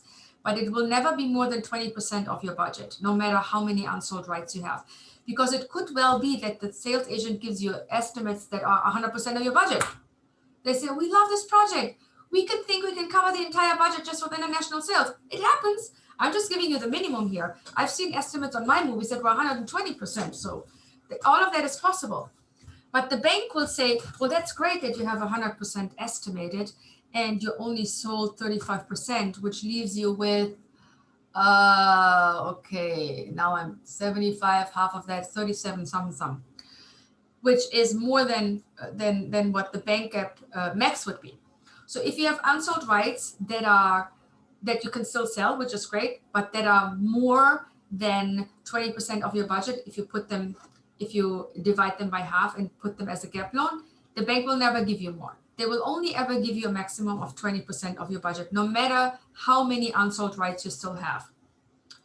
The equity, I always say the equity should never be more than 35% of your budget. This is a range that in the 45 film and television projects I have produced and financed, this is the range I have seen to work out well. This is the range where I know I can pay back my investors. If it gets more than that, I'm having issues paying back my investors. This is only changed if the equity investor takes over that gap loan that we talked about here. If they take over this position and now they're 55% of the budget, that's fine because they don't have the bank in front of them recouping. So their risk profile is not changing. So you can do that. Tax incentives, you should shoot somewhere where you can get a production incentive that has a minimum 20% to your budget, so net of fees. Crowdfunding, crowdsourcing is obviously something you can use, even if it's a small amount. I would always try it. It's good for your buzz, for the project, for marketing. Brand integration is something you should always think about. And deferments and music investments, these things come into play. Music investment I would always do unless you want to do a, how do you say, a soundtrack. I mean, you know, you can give those rights away to someone who gives you money upfront, saves you equity, saves you money that you have to pay in premium for the equity. So selling your music rights to a music investment company is probably going to be advantageous to you because you're saving that and having to have the equity investor fund the portion and pay the cost of equity. So it's a better deal, I believe. I mean, from my math that I've taken so far. If you run into issues where the sales estimates are less than 75% and you now have to reduce your budget, the one way you can deal with those issues is by doing deferments. Talk to the post-production house, talk to the visual effects house and say, please defer half of your cost so I can get this movie closed. And then you would likely pay them a 10% premium of whatever amount they have deferred because they're now taking risk with you. So if they defer half of their cost, they will charge you a 10% premium of the amount that they defer. And I think that's a good deal for you to make in order to still get the movie made. Okay, I'd like to see if I can get you into breakout groups to do this little exercise. I'm going to have you run a financial analysis of a movie that's actually financed 100% by equity. So nothing to think about other than you have a movie, it's $5 million. I'm an equity investor. I'm giving you $5 million to make your movie. And all you have to pay is you pay the sales agent 15% in sales fees and 1% in distribution expenses. You have to pay the collection agent 1%. I, as the equity investor, want to see a 20% premium on my $5 million that I'm giving you. And the sales agent actually gave you estimates of 35%, of 75% of your budget. That's your international revenues. You're also making 35% of the budget from the US. And you are establishing a structure where the revenues of your movie for $5 million are all together, I think it's 110%, right? 35 plus 75, yes. So of the $5 million movie, the revenues that you're making is 110%. And you pay all these people, and I want you to tell me if I'm the equity investor, I'm actually gonna get paid back. So let me see if I can do these breakout groups real quick. What that means is when I do a breakout group, you're going to put together in a group of people and you together do this little case study here. Can you guys take a screenshot so you have this study in front of you when you start doing the little assumption here? So let me see if I can do breakout rooms. Hold on, I have to figure this out. Breakout rooms, let me see here. Automatically assign, I'm gonna just do 2 groups and they're gonna be automatically assigned now. I'm gonna open up all the rooms. So now you can see yourself in room 1 and room 2. Can you guys go into those rooms for me, please? And leave this room and I will check in with you into the rooms and just start doing this little assumption by yourself with each other.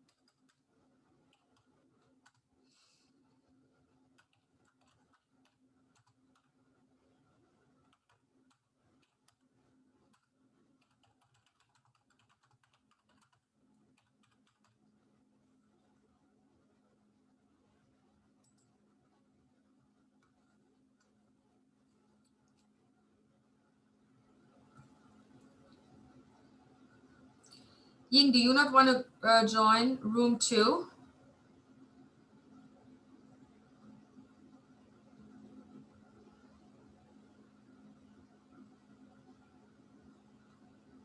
Ying, can you hear me? All right, I don't think you can hear me. All right, so we have 2 rooms. I'm going to just go check the rooms.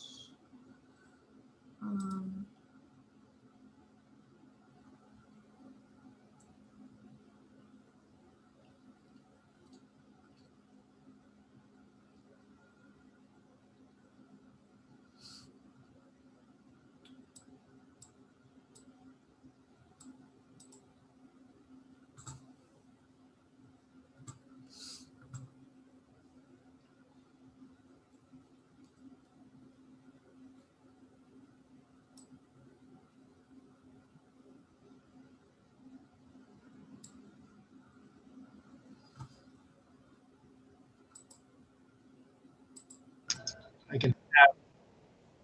Hi guys, I'm joining you in your. Hi, Jeanette. I didn't get a chance to get a screenshot of that last screen before Okay, you this want group. So to see? Do you see the screen share? Hold on, let me share the screen for you. Hold on a second. Screen 1. Are you seeing it now? yes. Perfect. So basically, it's just a movie, $5 million, and your revenues are 75% from international and 35% from the domestic.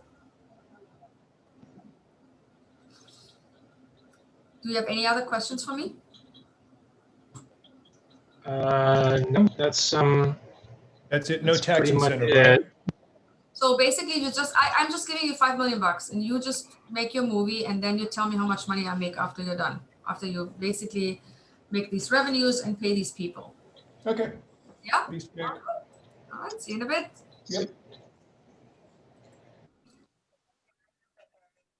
Hi guys, I'm joining you real quick just to see if you have any questions. Hey, Jeanette. Hi. So we're just going to the list and putting in the numbers. Yeah, take your time. So basically, I'm giving you $5 million to make your movie, and you make 75% from international and 35% from domestic in revenues, and then you have to pay your sales agent and your collection agent. That's all it is. Do you need to see the screen again, the assumption screen? Yeah, that'd be great. So here it is. Can you see it? Yeah. All right. Well, Yeah. Okay, I'll let you guys do, and if you have questions, let me know. I'm leaving the room now. Okay. Okay, great. Thank you. Distribution, collection agent, images.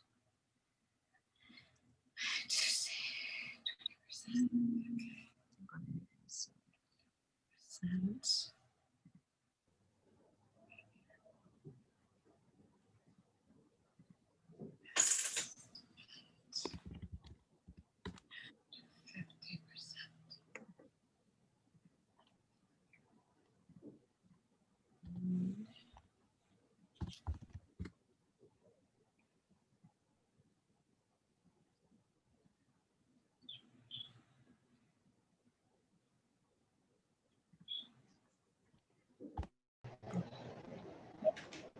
That's lovely.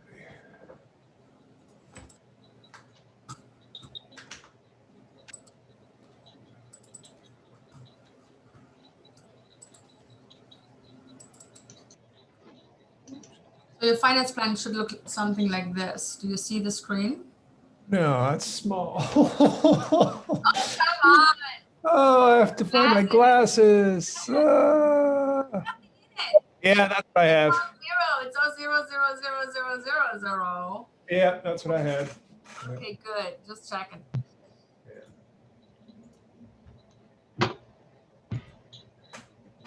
Yeah.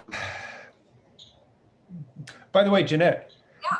great job on the story structure. That was really illuminating. I've read many books on that, and wow, I thought you just nailed it. Oh, thank you. I do this every day with my writers. It's painful. Well, I'm in the writing program, and I was really impressed. But as you know, I'm also a lender, and I thought you nailed the financing part. You're absolutely right about doing your homework and preparing a book and a plan. So many people come to the bank with, oh, I have an idea, or I have a purchase just they haven't done their homework. And I can't emphasize enough, develop a business plan. It's so important to be taken seriously. And I was just thrilled you nailed that. Well, thank you so much, Daniel. I really appreciate it. I mean, I do finance, and it's very hard for me to envision any project that someone sends me if I don't know what their plan is. Even if the plan is still in motion, I want to just know what the plan is so I can be more beneficial to them. Well, see, you're a take charge kind of person. What I see, and I've worked on the lending side, and I've worked for a developer, a real estate developer, and most often one side wants to know what will the other do, and there's this waiting game because no one takes the lead. And to move forward, someone needs to assume it's going to get done, and that's what you reflect in your plan, and that take charge mentality. And it's really the way to go. Like with any business, Daniel, when we put a business plan together for a startup company, we basically put the plan down. We don't know how it's going to come on. We deal with projects and film and television the way we would deal with any other startup business. Let's figure out what the plan could be. Let's figure out what our position in the marketplace is, and let's run a scenario what that could do. That's the same for any business. Yeah, I agree. I just find a lot of people who don't want to go to the effort until they have the certainty that it's going to be completed, but it's a chicken and the egg. It's not going to get completed until you do all that work. And frankly, people who don't do the work, if they don't want to put the work in, why should I put the work in? If you don't believe in your project enough to do your homework and research if your project has any merit, and then you're putting it on me to do this for you, that's not going to happen. Well, a lot of people have a feeling of entitlement that, hey, I have a good idea. That's enough. Yeah, I hear you.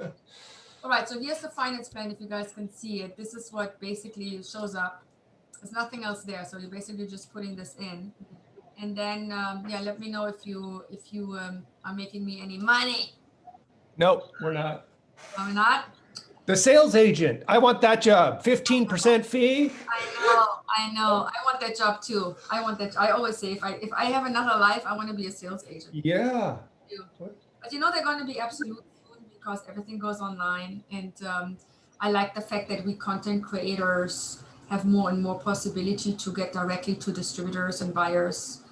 I think if we can figure out a way to do this in a way that it's curated so we don't bombard them, I think we can save a lot of money as producers and investors.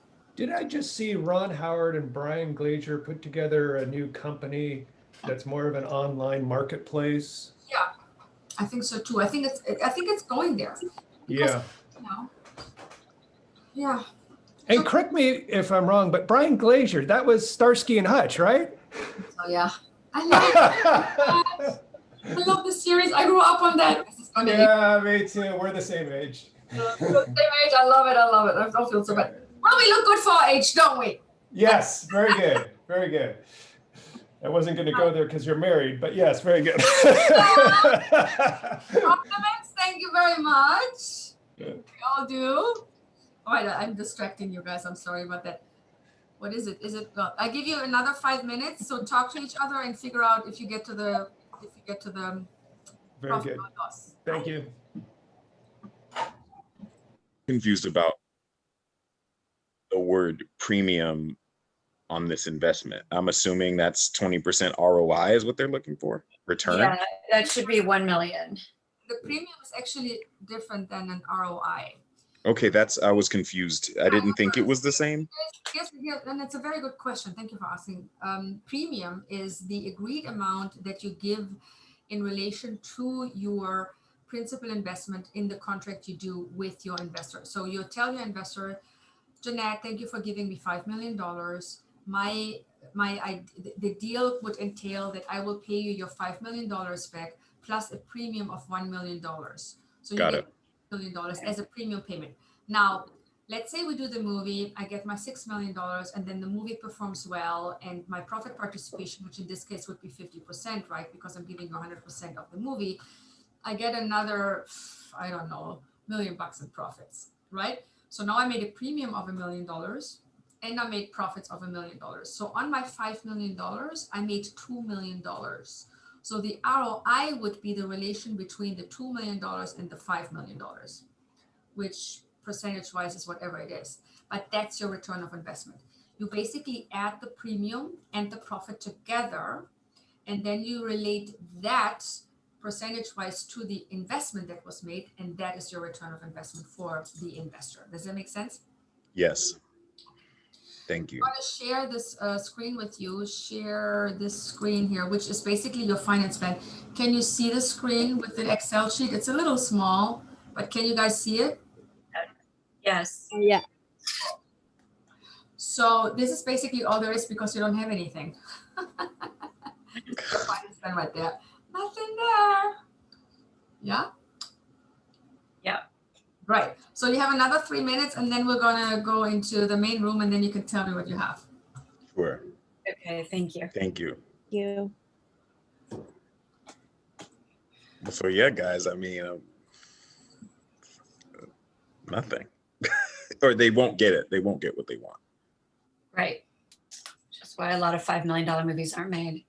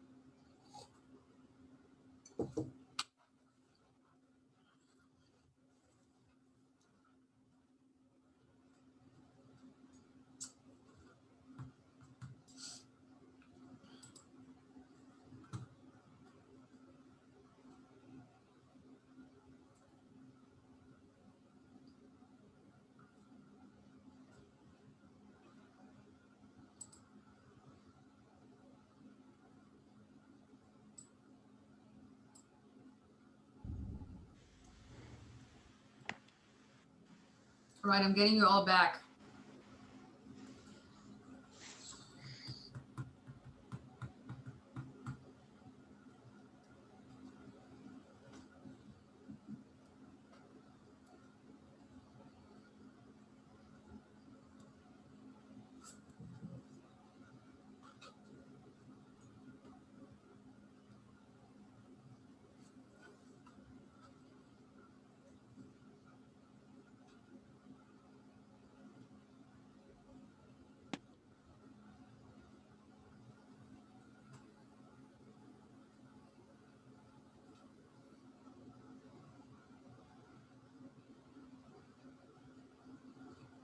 Group one is still working, I guess. All right, here we go. Everyone back? Hello. Hi, hello everyone. So group one, how much money are we making? None. Well, is there a loss? Is there a number you can give me? 350. Okay, group two, what do you have? What group? 350. You have 350 also? What the hell is wrong with you people? All right, I'm going to show you the actual number. All right, here we go. Can you see my lovely Excel spreadsheet here? No. With my Okay. glasses. Oh, let me see. Yeah. You can see it now. Share screen. I thought I shared screen one and you're not. So what do you see? Share. Do you see it now? Oh, shit, wait. Do you see Ah. it? Still loss of We see it. 435,000. We see it. Okay. Ah, damn it. All right. It's a loss. So let me walk you through it. Yeah. It's We have $5 million. I give you $5 million bucks. You made me 5.5 million theoretically, right? And then you had to pay the collection agent $55,000. You had to pay the sales agent 16%, 15 plus 1, which is 880. That wasn't the bank loan because I gave you all the money. If you pay me 5 million back, Yeah. we're ending up with a loss. You basically pay me back 4 million, whatever. We have a loss of $435,000. If by this math here, right? So let's look at this. let's do the following. Let's assume we are replacing my money. And we're now doing what we do. We do 35% pre-sales. We do 20% of a bank loan. We're shooting somewhere where we get 25% of the budget as an incentive. So we're basically, what I'm doing now is I'm replacing my 100% equity with these elements and only finance the balance. Here's what that finance plan is going to look like. Hold on, let me move this. I still, of course, want my 20% premium and I want 20% profit participation. But here's what the finance plan is going to look. So we have, again, the same thing. We have 5 million budget. 5,500,000 is coming back as revenues. We're paying the same people. Actually, we got a down payment here. We're paying our bank. Hold on. We're including our bank loan, 35%. We're including our gap loan, $1 million. We have a tax incentive for $1 million. So my equity is reduced to 1,250,000 because I'm adding all these other finance elements. So I just want you to see what happens when you're replacing my money with the finance elements that we consider to be part of a solid finance plan. I just want you to see the difference. So all we did here is we did our 35% pre-sales. We got the bank to give us the money for the pre-sales plus a 20% gap loan. And we got a tax incentive of 25%. That's all we did. That's the entire change. That's it. So my equity is thereby reduced to 25% of the budget. Same movie, same budget, same revenues. All is the same. But here's what it does when you do this. You now have a profit.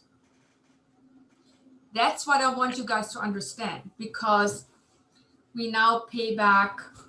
We get our 5,500,000 of the revenues. We got a down payment from our distributors, which we deduct here. So we're left with 5.1 million in revenues, right? Then we pay the collection agent. We pay the sales agent. We pay the bank loan back. We pay the equity back plus the premium. So our expenses are 4,775,000. And now we have a net revenue of 374,500. So our loss of $435,000 turned into a revenue of 374,500 just by applying what we're learning to be a solid finance plan. This is how important it is to not take equity 100% because you cannot make money this way. You can make money with the $5 million movie if you apply these rules. Any questions? Jeanette, can I ask a question? Is this where some shifty producers could actually bamboozle their investors with creative accounting by giving them the investors one budget and actually having another? The budget is the same. So you're but not I mean by hiding certain factors such as certain tax credits that they're receiving, et cetera, et cetera. Well, the way, I mean, yes, if you I don't know if I would. Well, first of all, producers can do whatever they want. Yes, there's a possibility of anyone being dishonest. Right. The idea here is to understand that if you have a $5 million movie and it returns 5.5 million to you, how can you make money with this movie? The idea is to understand you will not make money by have one person giving you a check. You will make money by applying a solid finance plan, by using 35% pre-sales, 20% as a gap loan from the bank, and a tax incentive. Just by reducing your equity to 25% in this case, we could have done more. We could have done only 20% tax incentive. But it's just an example that shows you that if you take the same movie with the same revenues and apply a different finance plan, because that's all we did. We just applied a different finance plan. You're reducing the investor's risk tremendously, and you as the producer make money. This module 4 is about how do I make money? How do I reduce investors' risk? What are the steps I need to take? And the steps you need to take is apply a solid finance plan that uses the elements you're learning about, at least a range of them. So I gave you an example of saying 35% pre-sales, 20% bank, 25% tax incentives. It could also be 30% pre-sales, 20% tax incentives, and 15% from a bank, and your equity would then go up. But the reality is, even with that scenario, you still make money for your investor. The idea is to understand, with the same movie and the same revenues, taking money from one person is not the way to go. Protecting your investor by using these elements and making sure you're actually producing a movie for $5 million that has a demand in the marketplace. Doing that homework will get you to make a profit. Does that make sense? Yeah. Yeah? Okay. Yes. So if you Thank don't you. though there's no more questions about this finance plan?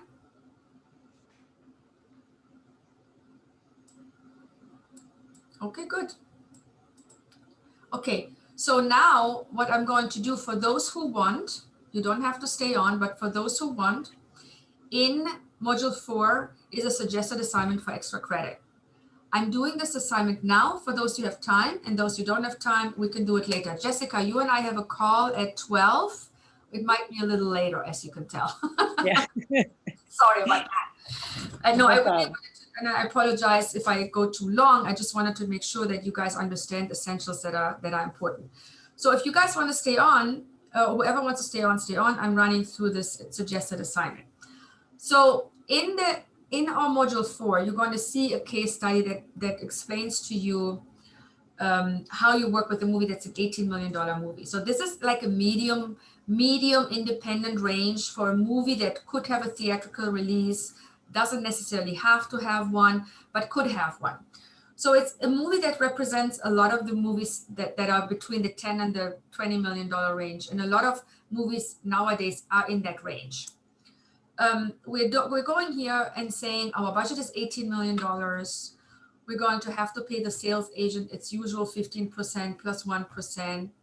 We're going to pay a US talent agency 5% for the US, because what sometimes happens is that the international sales agent only sells international rights, and a talent agency like CAA, Endeavor, William Morris or whatnot, they take on the domestic distribution rights and sell those, and they usually charge less, they charge 5%. So for you as a producer, sometimes it's good to give the US rights to an agency like a talent agency that basically brokers them. They do a screening at like Sundance or at the film festival, and based on the screening, people can give bids, and then the talent agency handles it. And they usually charge less. They charge 5% on average. So it's not 16% like you would pay to the international sales agent. So you save a little money. What you can also do is you can talk to your international sales agent and say, listen, dude, I'll give you 15% for the international rights, but I'm only giving you 5% for the US. If they agree, you can do that. We have some profit participants here because we want to have the cast participating in 40% profits. Yeah. And the equity, we have to figure out what they're participating in, because we don't know yet what the equity amount is, because we still have to do our finance plan, right? In our assumption, we're assuming that the international distribution revenues will be 75% of the budget. And we believe that for the $18 million budget movie, we can get about $5 million after the movie has been screened. So we're not getting that money as a pre-sale. It's not going to be part of our finance plan, because that money is not going to come to us until the movie is actually finished and is being screened at, let's say, Sundance. And then a bidding war creates, and then Lionsgate gives us $5 million. That's the assumption. So again, we have 75% as sales estimates from international. The pre-sales are 35%. When we do pre-sales, we do get a down payment from the distributors. It's basically a down payment they give you when they sign the deal. That is somewhere between 10 and 20% on average, right? Now, where does that money go? That money goes to the sales agent, actually, who's going to hold it for us until we get all the other monies together. So that 20% down payment is actually available to us to be used for our finance plan when we have all the other money available. Now, if we would never do the movie, that money would go back to the distributors. They would, and the sales agent is not keeping it. It would go back, and the sales agent also will not be able to charge a sales fee on this. So when we do our bank loan, to cash flow these pre-sales of 35%, which are the contracts that we have in hand. We now take them to the bank and the bank will give us a loan. They will charge us an interest of 5% for these contracts, right? When they cash flow them. Now for the gap loan, which is a loan against unsold rights, so we don't have contracts, they charge us more in interest because the risk is higher. So here the interest rate is 9%. So for the gap loan portion, we pay a 9% interest to the bank. And for the pre-sale portion, we pay 5% interest to the bank. Just keep that in mind. For this movie, we're going to get 25% of a tax incentive, of a production incentive, 25% of our budget. And we have to pay 15% of that to a lender who will give us a loan for this tax incentive that we will be generating by shooting in the tax incentivized region. The balance of this finance plan that we're now creating that is missing to cover the $18 million is paid for by the equity investor. The equity investor wants 20% premium payment, and he requires a 50% profit participation of whatever percentage he's investing. So if he invests 20% in our movie budget, he'll get 10% of a back-end participation. If he invests 50%, he gets 25%. If he invests 20% of the budget, he gets 10. So we now put together our finance plan.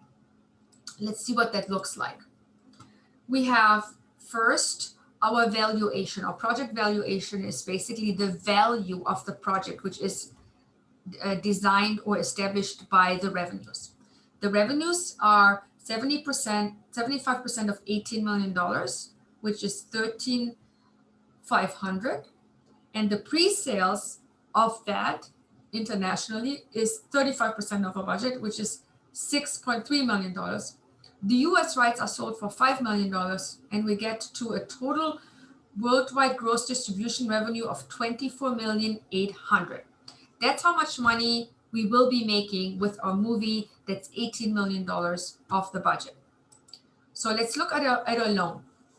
The loan for the pre-sales here, the pre-sales are not being discounted, so they're giving us 100% of our pre-sale contracts, which is $6.3 million.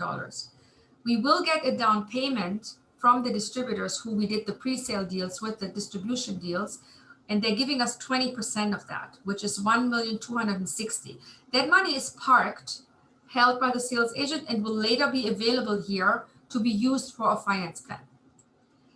We're figuring out how many rights do we have left to sell by taking our 75% international sales estimates, deducting our pre-sales of 6.3 million, and then we see we have 7.2 million left to sell if we go by the fact that we would have 75% international distribution revenues in total. We basically deduct our pre-sales from our total, so we have $7.2 million left to sell. The bank will look at 50% of that as a basis for the collateral for which they give us a bank loan, and 50% of 7.2 million is 3.6 million. They're going to charge their 5% interest, and we're going to deduct it here. So 5% interest of our pre-sale loan is $252,000, leaving us a net pre-sale loan of $4,788,000.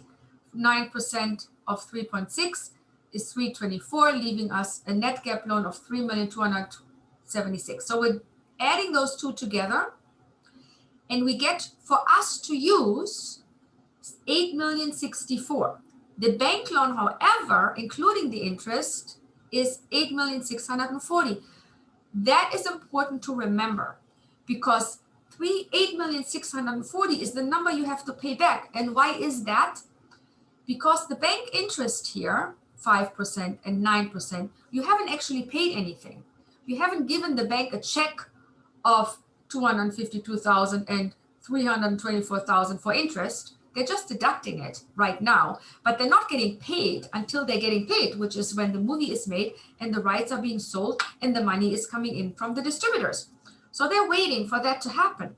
But you have to pay that back to the bank, which is why you're paying back the gross bank loan of $8,640,000. So keep that in mind. Where am I? Oh, here we go. So next, we have a production incentive loan. Straightforward is 25% of 18 million, which is 4.5 million. We're paying a fee of $675,000. which leaves us with 3,825,000 to use for our finance plan. Here's the finance plan. We have a down payment of 1,260,000 that are paid by the distributors based on the pre-sales that we made. We have the bank loan of 8,064,000, which is the bank loan given to us net of interest. We have the incentive amount of 3,825,000, which is the production incentive minus the 15% we have to pay to the lender, who is cash flowing, advancing this incentive to us.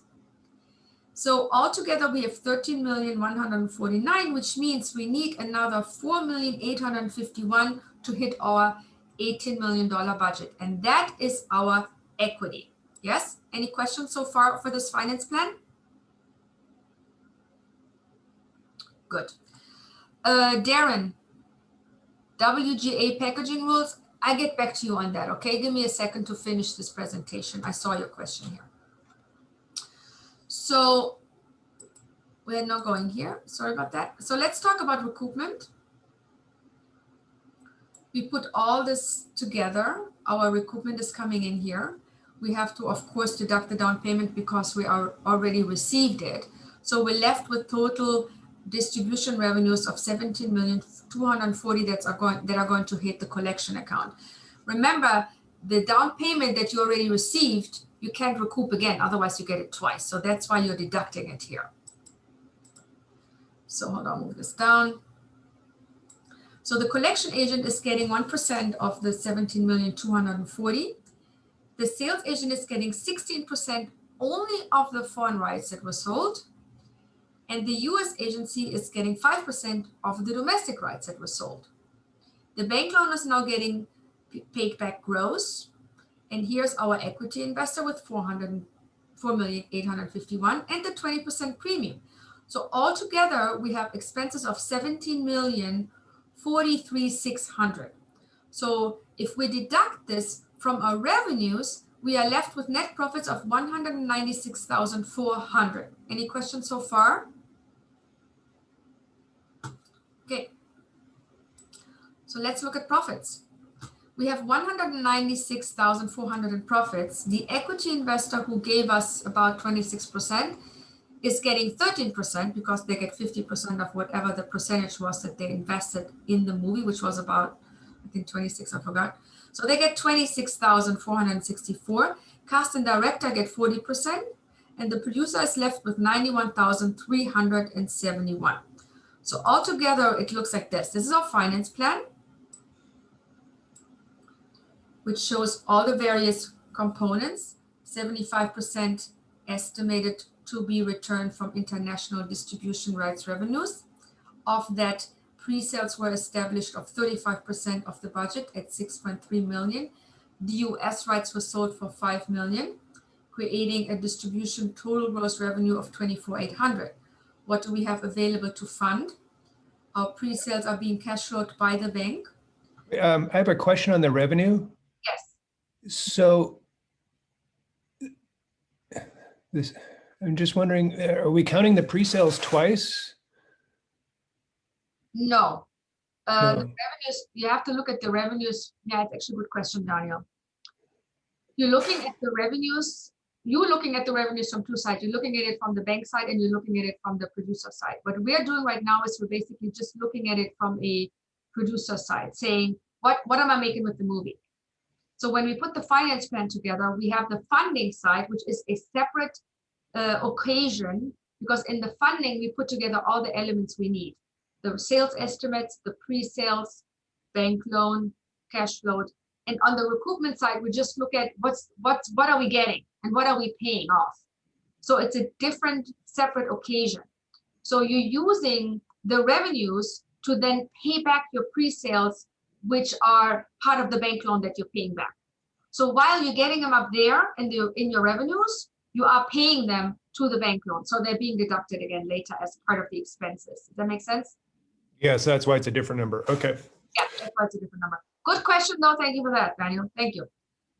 So the gap loan, 20% down payment, the bank is going to deduct it because we already received it. Because we received the down payment already, they don't have to give us a loan for it. Otherwise, we'd be getting it twice. So the bank is only looking to give us a loan of 5,040,000 because we already received 1.2 million, 60. They charge interest on what they're giving us a loan for. And that's why the net loan is 4,788,000. They're looking at what is left to sell. They give us 50% of that. They're charging their interest. So this is the bank loan component of 8,064,000 that we have available. Incentive is here, and our equity is there. Finance plan altogether looks like this, and the recoupment plan altogether looks like this. Again, we're deducting the down payment here. Here is where, in the loan is where we're paying back the pre-sales. Daniel, we're paying everything back here in our loan. We're paying back our equity, we're paying back our premium, and we're left with some net profits here after we paid everyone, and we're giving people profit participation. Any questions? You guys know all this? Great. I'm shocked. Okay, you're done. We're done here. So the next class is in 2 weeks, 10 o'clock again on Saturday. After that, office hours. So if you want to talk to me after the class, you can do that. If you have questions in between, always email me. If my schedule allows it, I will be happy to get on the call with you in between. No worries there. And Darren, your question is, Jeanette, is this changing due to WGA packaging rules? Explain that question to me, Darren. So just with the fact that the WGA has shut down packaging and is still finalizing with CAA and WME, is that going to change the capability of the big agencies for that 5%, since they are no longer able to package?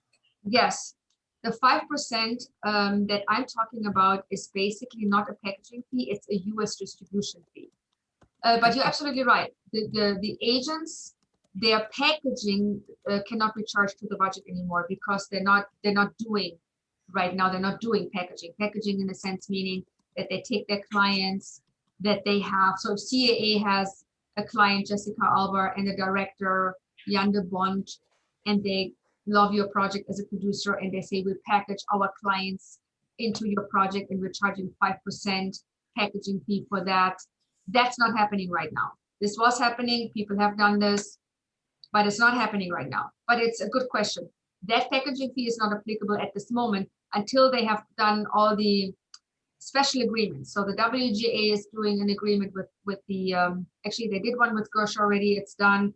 They're doing agreements with others to kind of be able to reinstate, I'm probably going to call it something else, but reinstate the work that they do in order to help producers get the projects made. Call it packaging, call it whatever you want to call it. Okay. But there are changes happening there on how that is going to happen in the future. The 5% I'm talking about is the fact that I made a movie and it's fantastic and CAA loves it and they want to sell it to Lionsgate or to Amazon or to Netflix for the US because they believe they can sell it. And for that sale, they're going to charge me 5% as a sales fee. It's not a packaging fee. Got it. Okay, that makes sense. Okay, thank you. Then Joyce had a question. Does the down payment always get taken out from the pre-sale loan? Joyce, when you do pre-sales, you have contracts in your hand that are pre-sale distribution contracts. You made a contract with Germany, you sold Germany for $1 million. You made a contract with France, you sold France for $1 million. You made a contract with Belgium, you sold Belgium for $1 million. You made $3 million worth of contracts. And the French, the German, and the Belgian distributor each pay a down payment of 20%, which is 600,000, I guess. They pay that money up front. So they already paid that, right? And you already received it. And the bank knows that. So the bank will not give you the entire contract amount of $3 million because you already received some money. So they only give you the money that you're still going to be receiving because the distributor is also not going to pay you $3 million because they're only going to pay you whatever money they still owe you, which is 80% of the contract. They gave you already 20%. So that's why the bank has to reduce it and you get to use it. So if the bank wouldn't reduce it, you would get it twice. You would get it from the bank and you would get it from the distributor.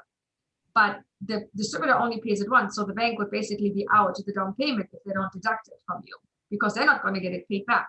Does that make sense, Joyce? Yes, that clears up a lot, actually. Thank you. That's great.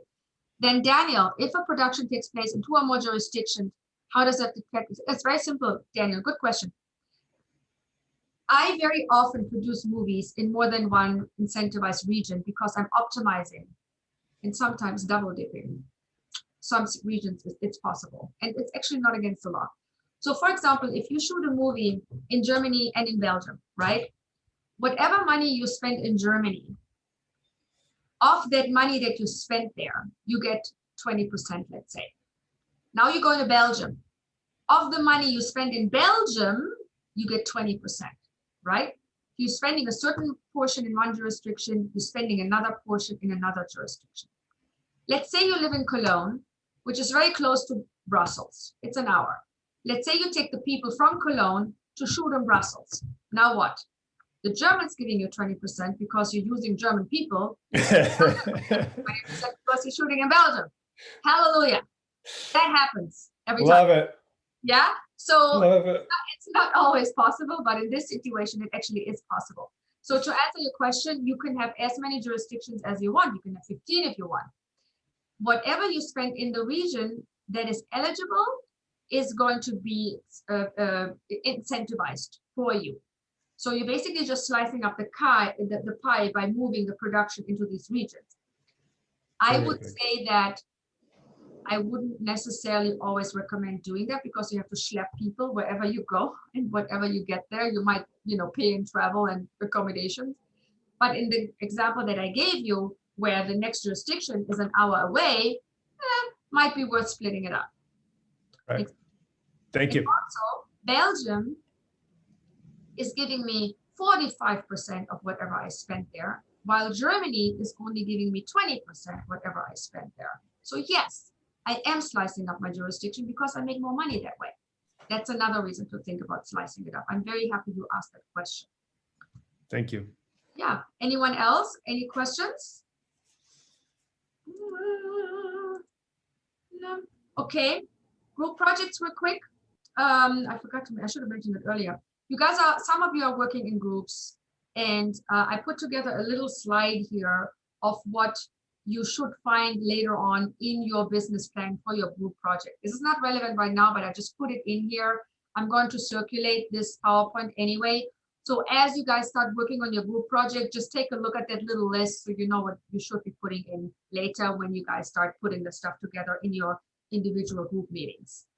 So for now, I would say these are the things you need to do. You finish your quizzes 3 and 4. Watch the case study video for Journey in Heaven, which is the other case study. The one that we did today together is the one you could be sending me when you want extra credit. But the video is walking you through another case study that's similar to the one we just did today. So if there are any more questions, I will let you go and have you have a lovely weekend, everyone. Thank you. Thank you. For a great group, great questions. Thank you so much, Jeanette. Thank you. Have a great weekend. Jessica, you want to stay on? I'm just going to stop the recording. Okay. All right. I would just stay here and then. That's okay. So let me see if I can stop this recording. Stop recording.